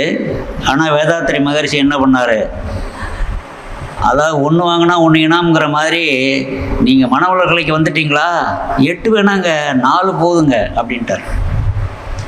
அப்போது 5வது நிலை தான் அந்த அஷ்டாங்க யோகத்தில் 5ஆம் நிலை தான் பிரத்யாகாரா, மனதின் ஓட்டத்தை மாற்றி அமைக்கிறது. புறத்தே அலைகின்ற மனதை உள்பக்கமாக திருப்புறது, அதுக்கப்புறம் ஒரு புள்ளியிலேயே நிலைக்க வைக்கிறது, அதுக்கப்புறம் நாம் எந்த புள்ளியில் இருக்கிறோமோ அங்கேயே நிலைச்சி நிற்கிறது, அதுக்கப்புறம் ஆதி நிலையோடு இணையிறது. இப்படி மொத்தம் அஷ்டாங்க யோகம்ங்கிறத சாமிஜி நமக்கு 4ஆக சுருக்கி அதை நம்ம செயலுக்கு கொண்டு வர மாதிரி பண்ணியிருக்கார். அதுக்கப்புறம் சாமிஜி என்ன பண்ணுறாரு, ஒரு கவி எழுதியிருக்கார், இனி பிறவி இல்லை, அருளமுதம் பெற வேண்டி அகத்தவம் புரிந்தேன். அதாவது இறைவனுடைய குணாதிசை எனக்கு வரணும்னு நான் இப்படி தவம் செஞ்சேன். அறிவதனின் 3 நிலை அற்புதம் உணர்ந்தேன். அப்போது அறிவில் அதில் 3 சொல்கிறாங்க, பற்றறிவு, கற்றறிவு, முற்றறிவுன்னு 3 பிரிவாக பிரிச்சிருக்கிறாங்க. அப்போது அதில் 3 நிலையும் உணர்ந்தேன். திருவருளாம் தெய்வ நிலை ஆதி வெளியாச்சு, எல்லாத்துக்கும் மூலமாக இருப்பது ஆதி, தேர்ந்து கொண்டேன். அந்த திருவருள் தன்மை இருநெறியாம் அறிவு அசைவென்னும் மறைபொருளாம் இணையற்ற இப்பொருளே மெய்யும் உயிராக. அதாவது அந்த மறைபொருளாகிய அந்த இறைநிலையே தான் உடலாகவும் உயிராகவும் வந்திருக்குது அப்படின்னு உணர்ந்தேன். உருவ வழி கருவழி என்று 2 பிரிவாகி உலகங்கள் உயிர் வகைகள் மனிதனுமாய் கண்டேன். எல்லாமே அந்த சுத்தவெளியினுடைய தன்மாற்றமே தான் இப்படிலாம் வந்திருக்குது அப்படிங்கிறத நாம் உணர்ந்து இப்போது இனி பிறவியே கிடையாது. காரணம் என்னென்னா, அந்த உடலில் பதிந்துள்ள வினைப்பதிவுகளை நீக்கிறது எப்படிங்கிறது நல்லா தெளிவாக புரியப்பட்டிருக்குது. அப்புறம் என்ன, அதை செஞ்சுட்டா தீர்ந்து போச்சு அப்படிங்கிறது தான்.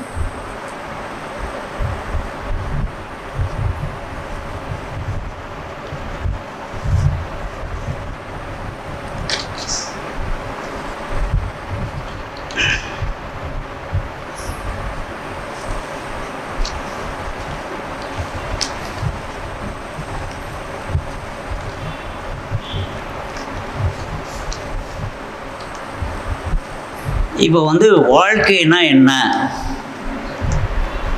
அப்படிங்கிறது என்ன, பிறப்புக்கும் இறப்புக்கும் இடையே உள்ள காலம்தான் வாழ்க்கை அப்படின்னு சொல்லப்படும். அப்போது வாழ்க்கை பயணம்னா என்ன, இறுதி நிலையை அடைவதற்கான செயல்பாடு. அப்போ இந்த பிறவிலேயே நம்ம செய்ய வேண்டியதெல்லாம் செஞ்சுட்டு மறுபடியும் பூமிக்கு வராத ஒரு நிலை பண்ணணும். சரி, அதுக்கு சாமிஜி ஒரு பயண திட்டம் போடுறார்.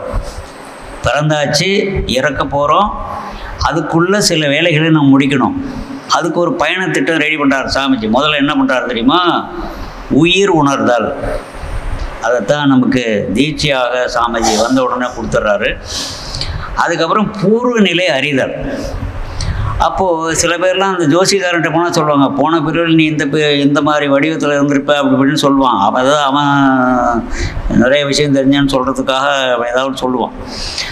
ஆனால் பூர்வ நிலை அறிதல்னால் நம்மிடம் உள்ள முன்னோர்கள் என்னென்ன செயல்பாடுகளில் இருந்தாங்க, அதனுடைய தாக்கம்தான் நமக்கு வினைப்பதிவாக வந்துடும். அடுத்தது என்ன பண்ணணும், களங்கங்களை நீக்கணும். வினைப்பதிவை நீக்கிறதுக்கு சாமிஜி இப்போ விரிவான செயல் திட்டம் கொடுத்துருக்கார். அப்புறம் செயல் விளைவு தத்துவம் அறிதல். முன்வினையை நீக்கிறது தனியாக பண்ணிகிட்டு இருக்கிறோம். இன்னொரு பக்கம் நம்ம என்ன பண்ணுறோம், நம்முடைய செயல்பாடுகள் அனைத்துமே பதிவு செய்யப்படுகிறது. நல்லதாக இருந்தால் நல்வினையாக மாறுது, தீய செயல்களாக இருந்தால் வினைப்பதிவாக மாறி அதுகிட்ட நம்முடைய உடலில் பதிஞ்சிருக்குது. அறிவை அறிதல். அதுக்கப்புறம் அறிவு இருக்கிற இடத்துல, ஏன் அறிவுன்னு இங்கே கொண்டு வந்தோம், அறிவு இருக்கிற இடத்துல துன்பம் இருக்காது. அறிவுன்னா என்ன, ஜீவகாந்த சேமிப்பு. நம்முடைய செயல்பாடுகளில் ஒரு குறிப்பிட்ட அளவு ஜீவகாந்தத்தை நம்ம செலவு பண்ணணும். மீதியெல்லாம் சேமிப்பாக வச்சுருந்தோம்னா என்ன நடக்கும், அது நம்மிடம் அறிவாக இருந்து நம்மை துன்பமில்லாத வாழ்வை கொடுப்பதற்கு அது உதவியாக இருக்கும். அதுக்கப்புறம் கர்மயோக செயல்பாடு. கர்மம்னா என்ன, செயல். யோகம்னா என்ன, எனக்கும் துன்பம் வரக்கூடாது, உங்களுக்கும் துன்பம் வரக்கூடாது. இதுதான் கர்மயோகம். அப்போ எடுத்த உடனே இந்த கர்மயோகத்தை போய் நம்ம ஏதாவது போதித்தோம்னு வச்சுக்கோங்க, யாரும் ஏற்றுக்க மாட்டாங்க. அவர் ஏதோ அவர் பாட்டு சொல்லிட்டு இருப்பாரு, நம்ம பாட்டு நம்ம வேலையை பார்க்கலாம் போயிடுவாங்க. அந்த வினைப்பதிவுகள் குறைய குறையத்தான் இந்த மாதிரி நல்ல செயல்பாடுகள் நல்ல விஷயங்களெல்லாம் நம்முடைய மனம் ஏற்றுக்கொள்ளும். அதுக்கப்புறம் பேரறமாம் அருட்தொண்டில் பங்கு கொள்ளுதல். இப்போ அருட்தொண்டுன்னா என்ன? நீங்கள் இன்னைக்கு பயன்படுத்துகிற பொருள்கள் எவ்வளவோ இருக்குது, அது உங்களால் தனித்து உருவாக்க முடியாது. இருந்தாலும் நீங்கள் அதை பயன்படுத்துகிறீங்க. நீங்கள் கேட்டால் காசு நான் கொடுத்தோன்னா வாங்குறேங்க, அப்படிலாம் கிடையாது. அந்த உழைப்புக்கு இணை எதுவுமே கிடையாது. அப்போது நீங்கள் என்ன பண்ணலாம்? அருட்தொண்டு. யாருக்கு எந்த பொருள் கட்டாய தேவை இருக்குதோ உங்ககிட்ட கூட இருந்ததுன்னு வச்சுக்கோங்க, அதை நீங்கள் கொடுக்கலாம்.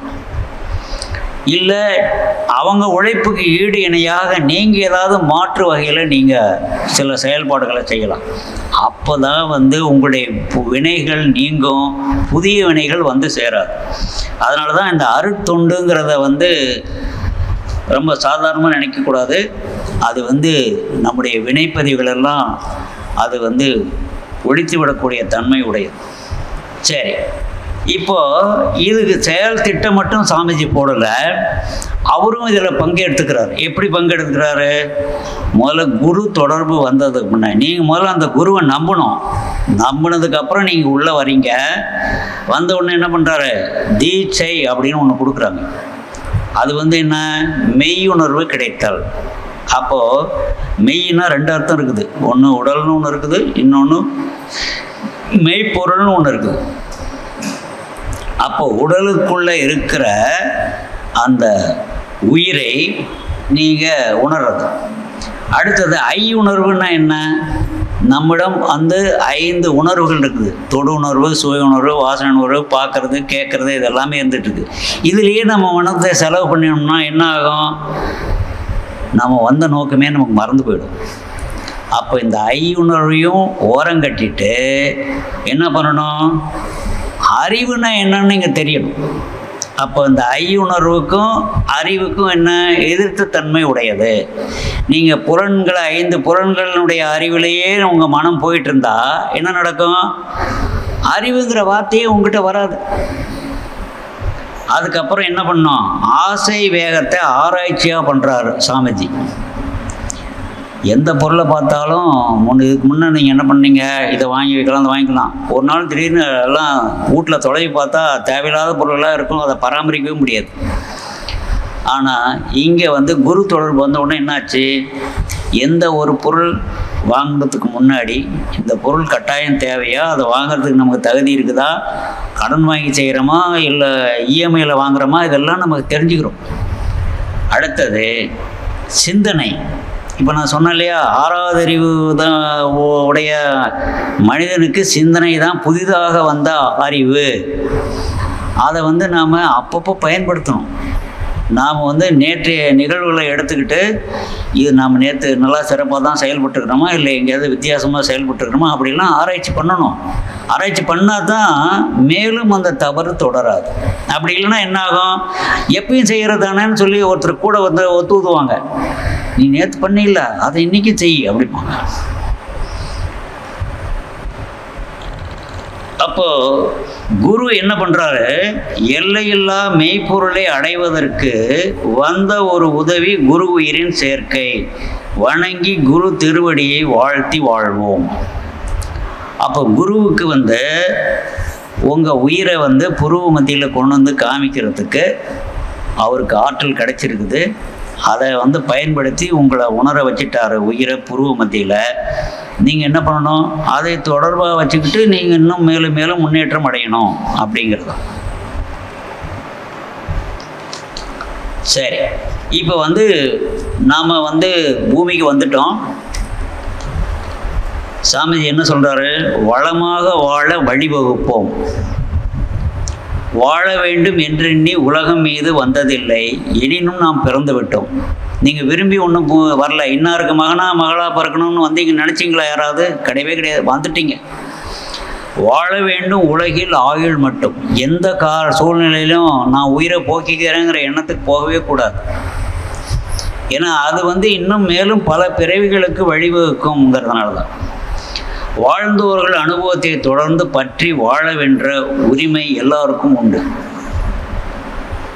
வாழ்வோருக்கு சாதகமாய் வாழும் மட்டும் வாழ உள்ளோர் அனைவருமே ஒன்று கூடி வகுத்திடுவோம் ஒரு திட்டம் வளமாய் வாழ. அப்போது நாம் என்ன பண்ணணும், மற்றவங்ககிட்ட அனுபவத்தை கேட்கணும். இப்படி ஒரு பிரச்சனை வந்ததாமே, அதை எப்படி நீக்கினீங்கன்னு சொல்லி என்னென்னு அது உங்களுக்கு உதவலாம். நேரடியாக அப்படியே உதவலனாலும் உங்களுக்கு மேலும் சில வழிவகைகள் கிடைக்கும். அந்த மாதிரி இப்போ வந்து இந்த மனதை பற்றி நிறையா பேசிட்டோம். இப்போ மகிழ்ச்சிங்கிற வார்த்தை எப்படி வரும், இப்போ அந்த விஷயத்துக்கு வருவோம். இப்போ மனமானது இயங்கிக்கிட்டே இருக்குது. இந்த மனத்துக்கு என்னென்ன தன்மைகள் உண்டுன்னு பாருங்கள். அது எதை வந்து உணரும்னா, ஒன்றா இன்பத்தை உணரும். அந்த இன்பம் கிடைக்கலன்னு வச்சுங்க, என்ன ஆகும், துன்பம். இன்பம் அப்போ சில பேர் என்ன பண்ணுவாங்க, இன்பம் வந்தால் ஆட்டம் போடுறது, துன்பம் வந்தால் சோர்ந்து போயிடுறது. இந்த இன்பத்தையும் துன்பத்தையும் நாம் எப்போ சமமாக பாவிக்கிறோமோ அப்போ தான் நம்மிடம் அமைதிங்கிற வார்த்தையே தெரிய வரும். அப்போ இந்த இன்பம் துன்பம் ரெண்டையும் நாம் சமமாக பாவிக்க கற்றுக்கிட்டாலே அமைதி வந்துடும். அமைதியினுடைய தொடர்ச்சி தான் என்ன ஆகுது, பேரின்பம், அதாவது நிலைத்த இன்பம். அப்போ பேரின்பம்ங்கிறது என்ன, இறைநிலையோடு இணைந்து அமைதி பெறுதல். அப்போ அந்த நிலைக்கு போகணும்னு நம்ம என்ன பண்ணணும், முதல்ல இன்பத்தையும் துன்பத்தையும் நாம் வந்து சமமாக பாவிக்கணும். இன்பத்தில் ரொம்ப ஓவராக ஆட்டம் போடக்கூடாது, துன்பத்தில் சோர்ந்துடக்கூடாது. இந்த நிலையை நாம் தொடர்ந்து நீடித்தால் அமைதி நம்மிடம் எப்பொழுதும் இருக்கும். அமைதியினுடைய தொடர்ச்சி நிலை தான் பேரின்ப நிலை. அதுதான் வந்து இறைநிலையோடு இணைந்து அமைதி பெறுதல் அப்படிங்கிறது.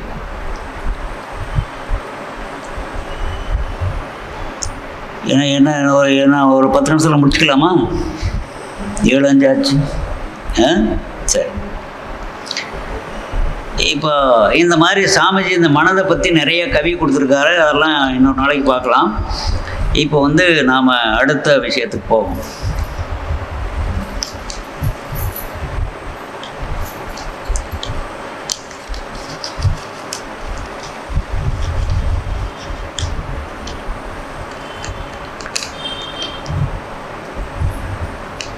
ஆயிரத்தி 1978 மகரிஷி ஒரு கவி எழுதியிருக்காரு, மனமே எல்லாம் அப்படிங்கிற தலைப்பில்.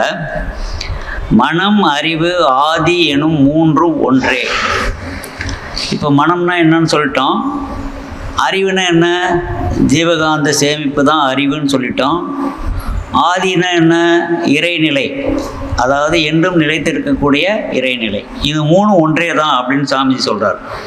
மறைகளெல்லாம் விரித்துணர்த்தும் உண்மை இதே, மனம் வடிவாம் குணங்களாய் எல்லை காட்டும் மதி உயர்ந்த சிறப்பில் இந்த தலையை நீக்க மனதினது ஆதிநிலை அறிவே நாடும். மனிதனிடம் இச்சிறப்பே பிறவி நோக்கம், மனம் விரிந்தோ ஒடுங்கியோ தன்முனை பற்றால்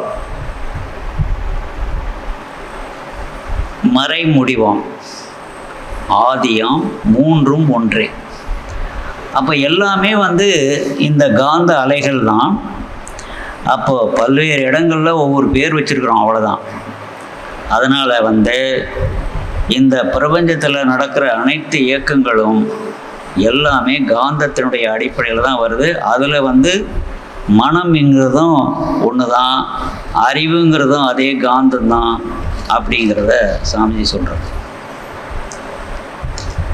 அப்புறம் இன்னொரு கவியில் என்ன சொல்கிறாரு, மனம் அறிவாகிய மனிதனும் தெய்வமேங்கிறார். அப்போ என்ன அர்த்தம், இந்த மனம் வந்து அது வேணும் இது வேணும்னு சொல்கிறத மறந்துட்டு என்ன நடக்குதோ அதை அப்படியே ஏற்றுக்கொண்டுவிட்டு நம்ம என்ன ஆகுது, நம்முடைய காந்தமே செலவாகாது. அந்த நிலையில் நம்மிடம் அறிவு மட்டும்தான் வேலை செய்யும். அறிவனுடைய உச்சக்கட்ட நிலை தான் இறைநிலை. ஆகவே இறைவனோடு நெருங்கி போகிறதுக்கு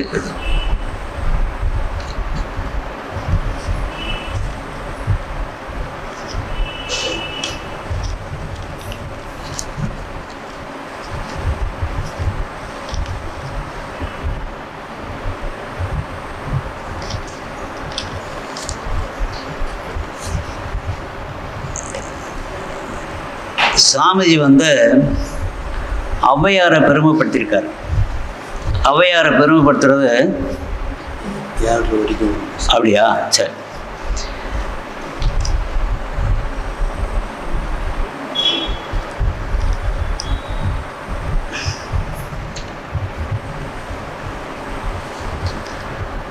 கடைசி காலத்தில் தான் அவர் எல்லா கவியும் எழுதி முடிச்சினதுக்கப்புறம் இறுதி காலகட்டத்தில் தான் அவர் வந்து என்ன பண்ணுறாரு, ஒரு ஆத்திச்சூடி எழுதுகிறார். ஔவையார் ஆத்திச்சூடி எழுதின மாதிரி இவரும் ஒரு ஆத்திச்சூடி எழுதுகிறார். என்ன எழுதுகிறாரு? அன்பாயிரு, ஆசை சீரமை, இன்சொல் பழகு, ஈதல் பழகு, உடற்பயிற்சி செய், ஊக்கத்துடன் உழை, எளிமையாய் இருந்திடு, ஏற்றம் போற்றிடு, ஐயம் தெளி, ஒன்றுபட்டு வாழ், ஓதி உணர்ந்திடு, ஔவை மொழி நட. அப்படியோட முடிச்சிட்டார். அப்போ இதுலேருந்து என்ன தெரியுது? ஔவையாருடைய கருத்துக்களுக்கு முக்கியத்துவம் கொடுங்க அப்படின்னு சொல்கிறார். இப்போ முதல்ல ஔவையாருடைய ஆத்திச்சூடிக்கு நம்ம வந்து முதல்ல விளக்கம் பார்த்துட்டு அதுக்கப்புறம் ஔவையார் சொன்ன சில முக்கியமான கருத்துக்களை இங்கே நாம் சிந்திக்கலாம். முதல்ல வந்து இந்த ஔவையாருடைய ஆத்திச்சூடி என்ன சொல்லுது? முதல்ல அறம் செய்ய விரும்புன்னு ஆரம்பிக்குது. இப்போ இனிமேலாம் 1ஆம் கிளாஸில் கூட இதெல்லாம் சொல்லித்தர மாட்டாங்க. அதனால் இப்போ இந்த மாதிரி வயசானவங்க தான் உட்காந்துக்கிட்டு அறம் செய்ய விரும்பு சொல்லணும். அப்போ என்ன அர்த்தம்? அறம்னா என்ன அர்த்தம்? அதுதான் சாமிஜி என்ன பண்ணுறாரு, இரட்டொழுக்க பண்பாடாக சொல்கிறார். எந்த ஒரு எண்ணம் சொல் செயல் நீங்கள் செஞ்சாலும் கூட நீங்கள் என்ன பண்ணணும், அது வந்து உங்களுக்கும் துன்பம் தரக்கூடாது, அடுத்தவங்களுக்கும் துன்பம் தரக்கூடாது. இதுதான் அறம் செய்ய விரும்பு. அப்போ அந்த அறம் செய்ய விரும்புன்னு சொல்லிட்டு இதை நம்ம பழகிட்டு இருக்கும்போது நம்ம என்ன பண்ணோம், நம்மை வந்து நல்ல பாதையில் கொண்டு போகணும்னா நீங்கள் என்ன பண்ணணும், கோபத்தை அறவே நீக்கணும். அதனால தான் உடனே 2வது ஆறுவது சினம். நீ என்னதான் எந்த நிலையில் இருந்தாலும் கோபப்பட்டினா நிச்சயம் எல்லா வகையான பாதிப்புகளையும் கொண்டு வந்துடும். ஆகவே நீங்கள் என்ன பண்ணுங்க, ஆறுவது சினம். நீ அறம் செய்யலாம் கூட பரவாயில்ல, இந்த 6வது சினத்தை நீ கட்டாயம் வந்து பின்பற்றணும். என்ன? அதுக்கப்புறம் இயல்வது கரவேல். இதுக்கு நல்ல உதாரணம் சொல்லணும்னா, இப்போல்லாம் இந்த கம்ப்யூட்டர் உலகம். இப்போ ஆஃபீஸரு லேட்டாக வந்தார், அவர் ஆஃபீஸில் உட்காந்துருக்காரு, ஸ்டாஃபெல்லாம் போயிடுவாங்க. உடனே வந்து ஒரு அர்ஜென்ட் கேஸு, உடனடியாக ஒரு கம்ப்யூட்டர் பிரிண்ட் அவுட் எடுக்கணும்னு வச்சுக்கோங்க. உடனே யாரையாவது கூப்பிட்றாங்கன்னு வச்சுக்கோங்க. உடனே அவர், ஏங்க நான் எப்பயோ படித்ததுங்க, இப்போ எனக்கு தெரியாதுங்க, மறந்து போச்சுங்க அப்படின்ட்டாருன்னு வச்சுக்கோங்க. இவர் வந்து மறந்து போச்சுன்னு இவரே சொல்லிட்டார் இல்லையா, அவருக்கு உண்மையிலேயே மறந்து போயிடும் அந்த செயல்பாடு. அப்புறம் ஒரு நல்ல செயல்பாடு செய்கிறதுக்கு ஒரு வாய்ப்பு கொடுக்கப்பட்டதை அதை அவர் செய்யலை, அதுக்குண்டான விளைவும் அவர் அனுபவிக்கணும். அப்போ இயல்வது கரவேல்னா, உங்களுக்கு என்ன தெரியுமோ அதை தெரிஞ்சதுன்னு சொல்லி மற்றவங்களுக்கு உதவணுமே ஒழிய, நீங்கள் அதை போய் எனக்கு எப்பயோ படித்ததுங்க மறந்து போச்சுங்க அப்படின்னு சொல்லிட்டீங்கன்னு வச்சுக்கோங்க, உங்களிடம் நிரந்தரமாக அது நீக்கப்படும். இதைத்தான் வந்து ஔவையார் சொல்லிருக்கிறாங்க, வேற ஒன்றும் இல்லை. இயல்வது கரவேல். அப்புறம் ஈவது விளக்கேல். அதாவது உங்களுடைய வருமானத்தில் ஒரு பகுதியை நீங்கள் ஈதலுக்காகன்னு ஒதுக்கி வச்சு நீங்களாக செய்யணுமே ஒழிய, அவன் வந்து கேட்குறானே நீ கொடுக்கல அப்படின்லாம் அந்த மாதிரி நினைக்கக்கூடாது. ஈவது விளக்கேல்னா உங்கள் கான்ட்ரிபியூஷன். சமுதாயம் உங்களை வந்து இந்த நிலைக்கு கொண்டு வந்திருக்கிறதுக்கு பல உதவிகள் செய்து தான் உங்களை இந்த நிலைக்கு கொண்டு வந்திருக்குது. பல்வேறு பொருள்களை நீங்கள் வந்து அவங்களுடைய உழைப்பை கொண்டு நீங்கள் அனுபவிச்சுட்டு வரீங்க. நீங்கள் என்ன பண்ணணும், நீங்கள் திருப்பி எதாவது செய்யணும். அதனால தான் ஈவது விளக்கேல். இப்போது காலையில் ஒருத்தன் டீ கடை திறந்து வச்சுருக்கிறான்னா அவனுக்கு என்ன பெருசாக லாபம் வந்துட போகுது, இருந்தாலும் அதை ஒரு சேவை மனப்பான்மையை தொடர்ந்து செஞ்சுக்கிட்டு இருக்கிறான்.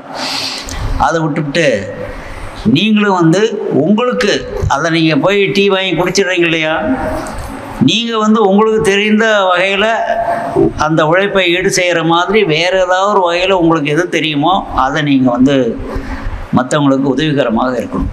ஈவது விளக்கே உடையது விளம்பேல். இது ரொம்ப முக்கியமான விஷயங்க. உடையது விளம்பேல்னா உங்கள்கிட்ட என்னென்ன விஷயங்கள் இருக்குது, குறிப்பாக ரகசியங்களெல்லாம் நெருங்கிய நண்பர்களுக்கு கூட நீங்கள் சொல்லக்கூடாது. இருந்தால் எப்படி இயேசுநாதரை காலி பண்ணுறதுக்கு ஒரு திட்டம் போட்டாங்க தெரியுமா, அந்த மாதிரி பண்ணிவிடுவாங்க. அதனால் நீங்கள் என்ன பண்ணால் உங்களை பற்றிய முழுமையான ரகசியத்தை யாருக்கும் தெரிவிக்கக்கூடாது. உடையது விளம்பேல். ஊக்கம் அது கைவிடல். எந்த ஒரு வேலையும் கஷ்டமான வேலைன்னு நீங்கள் ஒதுக்கவே கூடாது.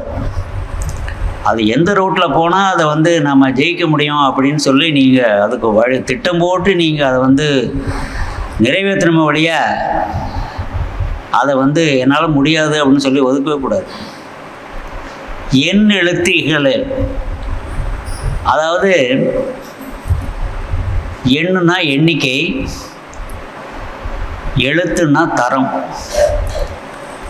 இப்போது ஒரு சில கடைகளில் பொருள்கள் வந்து விரும்பி வாங்குறாங்கன்னா இப்போ என்ன அர்த்தம், அங்கே வந்து தரமான பொருள் கிடைக்கிதுன்னு தான் அங்கே போய் வாங்குறாங்க. அதே மாதிரி தான் உங்களுடைய அன்றாட செயல்பாடுகளில், அதாவது அதிக எண்ணிக்கையிலையும் வேலை செய்கிற மாதிரி இருக்கணும், அது தரமானதாகவும் இருக்கணும். சும்மா வந்து கடனேன்னு செய்யக்கூடாது. அப்போது நாம் வந்து முழு ஈடுபாடோடு எந்த பணியும் நாம் மேற்கொண்டு அதை வந்து முடிக்கணும் அப்படிங்கிறது. ஏற்பது இகழ்ச்சி.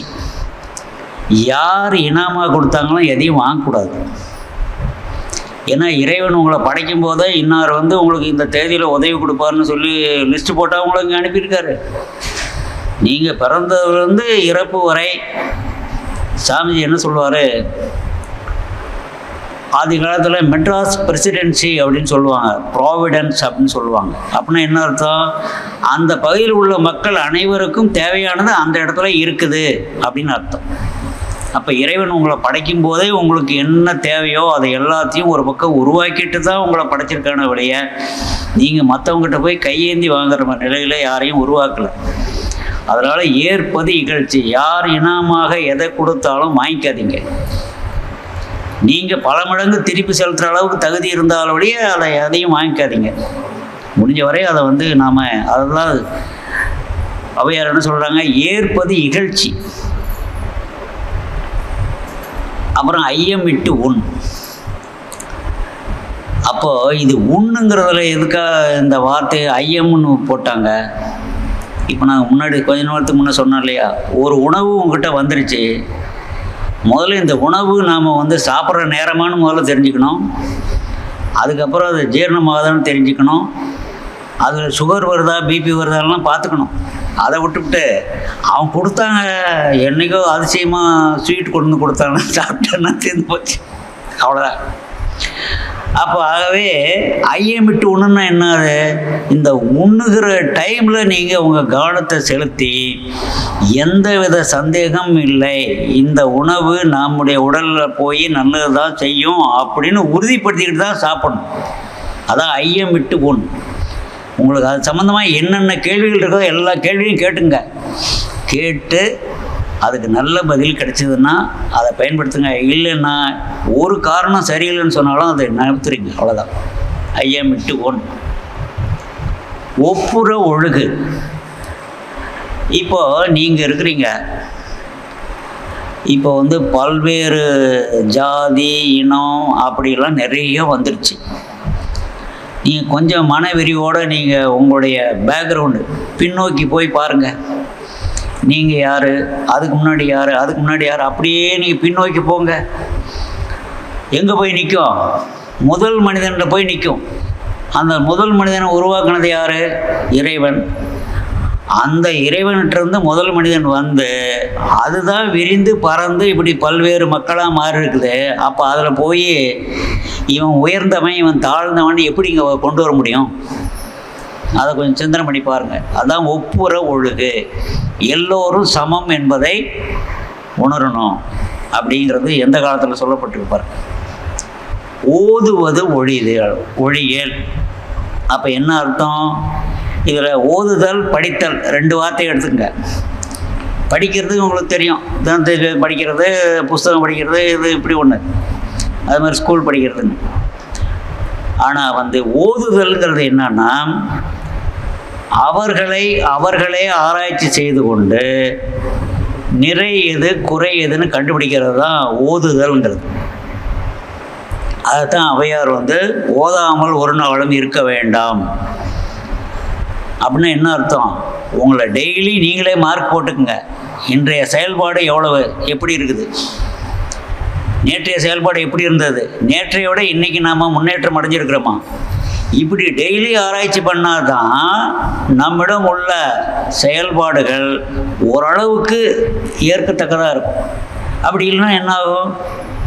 மனம் போன போக்கெல்லாம் அப்படியே போயிட்டே இருக்கும், எதையாவது நம்ம செஞ்சுக்கிட்டே இருப்போம்.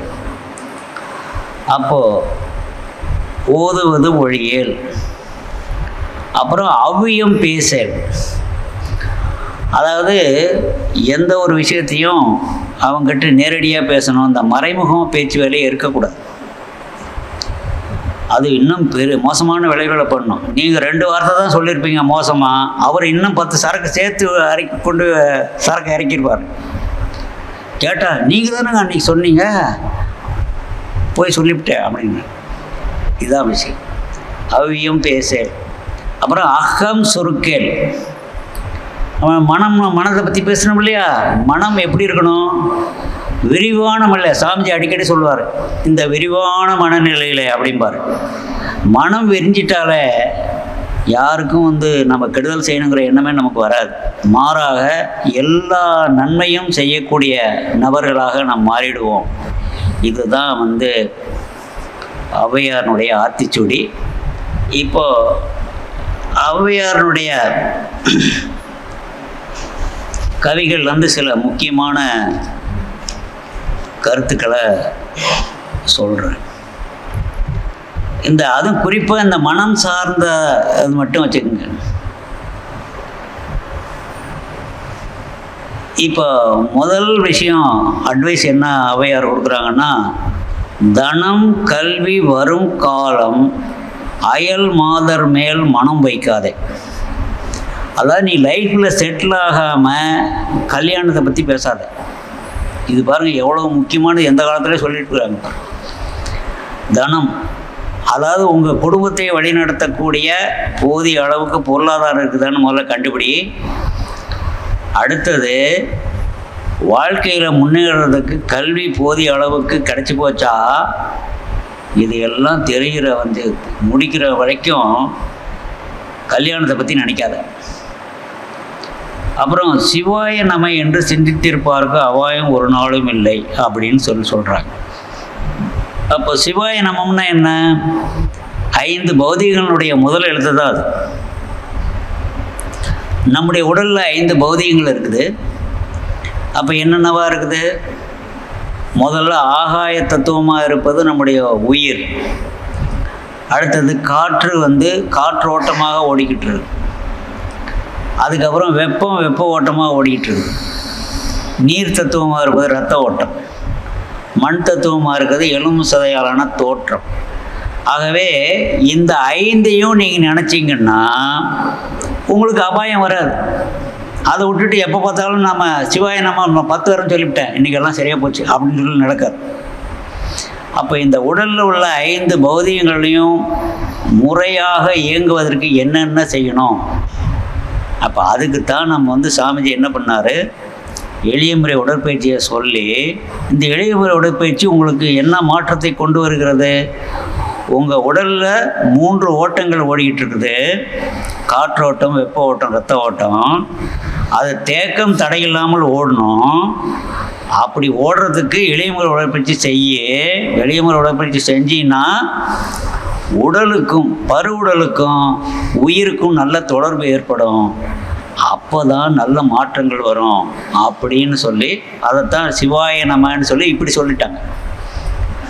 அப்புறம் ஔவையார் சொன்ன இன்னொரு விஷயம், 5 பேர் கூலியே கை கொள்ளாதே, பாக்கி வைக்காத. யாரு? வண்ணாறு, நாவிதர், கலை போதித்த வாத்தியார், நஞ்சறுத்த மருத்துவச்சி, மகா நோவு தீர்த்த மருத்துவர். இந்த 5 பேர்கிட்ட பாக்கி வைக்காத. ஏன்னா இங்கே வந்து கேஷ் கவுண்டர் இங்கே தான் இருக்குது, மேல் உலகத்தில் கேஷ் கவுண்டர் கிடையாது, நீ அங்கே போய் செலுத்த முடியாது. ஆகவே நீங்கள் இந்த பாக்கி இருந்தால் இங்கேயே செலுத்திடுங்க அப்பப்போ. அப்புறம் ஔவையாருடைய மேலும் சில கருத்துக்கள். புண்பட வார்த்தை சொல்லாமை, புறஞ்சொல்லி தெரியாதே. எதாக இருந்தாலும் நேரில் அவங்ககிட்ட பேசி அவன் எந்த சூழ்நிலையில் என்ன பேசுனாங்கிறத நேரடியாக பேசி தீர்த்துக்கலாம், மறைவாக பேசக்கூடாது. பொய் சாட்சி சொல்லாதே, காணாததை கண்டேன் என்று சொல்லாதே, இருதாரம் வேண்டாம். ஏன்னா ஒரு தாரத்தை சமாளிக்கிறதே கஷ்டம், 2 தாரம்னா அது இன்னும் பெரிய வம்பலை போயிடும். கற்றவரை பழிக்காதே, மனம் போன போக்கெல்லாம் போகாதே. இப்போ நீங்கள் வந்து இந்த சினத்தினுடைய பாதிப்பை பற்றி முன்னாடி சொன்னோம் இல்லையா, 60 சினம் எல்லா பாதிப்பையும் உண்டு பண்ணுதுன்னு. ஔவையார் என்ன சொல்கிறாங்க தெரியுமா? சினந்திருந்தார் வாசல் வழி செல்லாதே. ஒருத்தன் அங்கே அடிக்கடி கோபப்படுறவன் ஒருத்தன் ஒரு வீட்டில் குடியிருக்கான்னு கண்டுபிடிச்சிட்டிங்கன்னு வச்சுக்கோங்க, நீங்கள் ரூட்டையே மாற்றி வேறு வழியில் போய்ங்க, அந்த ரோட்டு வழியாக போகாதீங்க. எப்படி சொல்கிறீங்க? இந்த மாதிரி.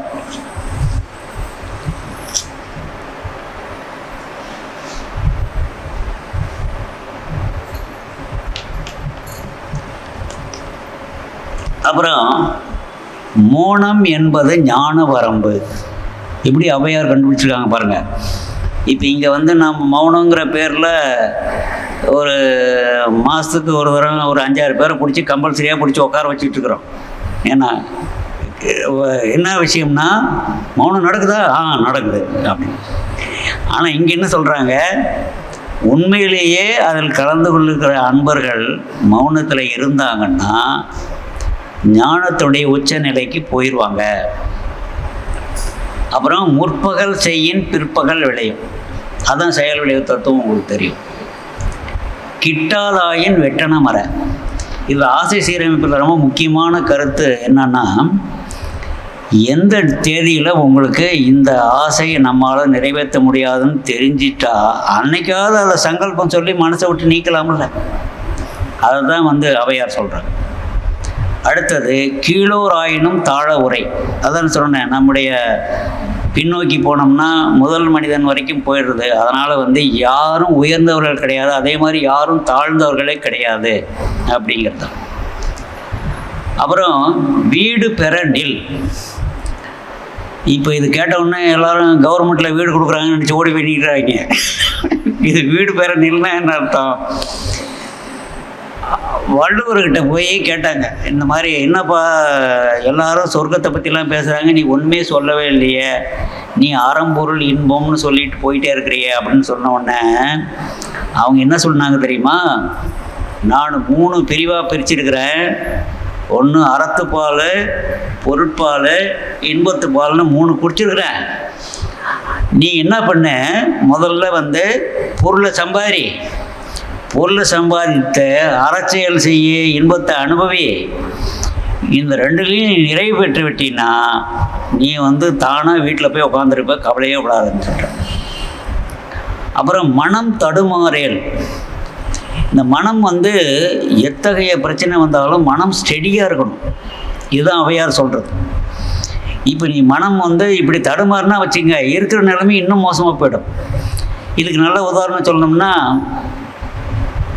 வீட்டில் ஈபி பில்லு கட்டலன்னு சொல்லி வந்து கரண்ட்டை கட் பண்ணிட்டு போயிடுவான். உடனே வீட்டில் எல்லோரும் பட்டிமன்றம் நடக்கும், இதுக்கு நீ தான் காரணம்னு இப்படி அடிச்சுட்டு இருப்பாங்க. திடீர்னு பார்த்தா அங்கே லேண்ட்லைனையும் கட் பண்ணிட்டு போயிருப்பான். இதுதான் நடக்கும். அப்போ வந்து நாம் என்ன பண்ணணும், ஒரு பிரச்சனை வந்தாலும் அந்த பிரச்சனையை விட்டு அடுத்து என்ன செய்கிறதுங்கிற நிலைக்கு போகணுமே ஒழிய சும்மா இதுலேயே போய் உழந்துக்கிட்டே இருந்தோம்னா புது பிரச்சனைகள்லாம் வரலாம். சித்திரம் பேசேல் அப்படின்னு என்ன அர்த்தம்னா, ரகசியத்தை யார்கிட்டையும் வெளியே சொல்லிவிடாதீங்க. அப்புறம் ஏற்பது இகழ்ச்சி. அதான் யார்கிட்டையும் இனாமாக வாங்கக்கூடாது. இடம்பட வீடு இடையல்.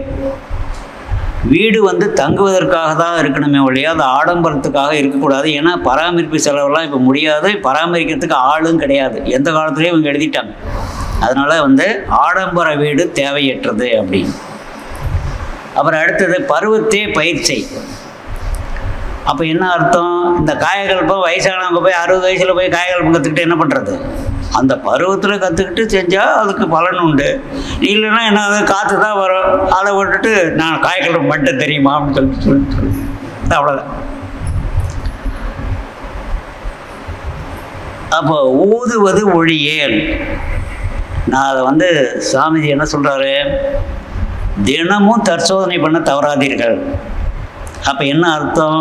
தினமும் உங்கள் செயல்பாடுகளை நீங்கள் ஆராய்ச்சியில் வச்சுருந்தீங்கன்னா நிச்சயம் இன்றைக்கி தவறுனா கூட நாளையிலேருந்து ஒழுங்காயிடும். இப்படி தான் நம்ம வந்து வாழ்க்கையில் நம்ம விஷயங்களை நம்ம கையாளணும் அப்படிங்கிறத ஔவையார் வந்து நமக்கு வலியுறுத்துகிறாங்க. இதுவரை இவ்வளோ நேரம் வந்து பொறுமை காத்து அங்கே ஓடலாம் இங்கே ஓடலாமான்னு சொல்லி யாரும் எங்கேயும் வெளியே போகாமல் இது வரைக்கும் கட்டுக்கோப்போ உட்காந்து இந்த கதையை கேட்டிங்க பாருங்கள். உங்கள் அனைவருக்கும் நன்றி, வாழ்த்துக்கள்.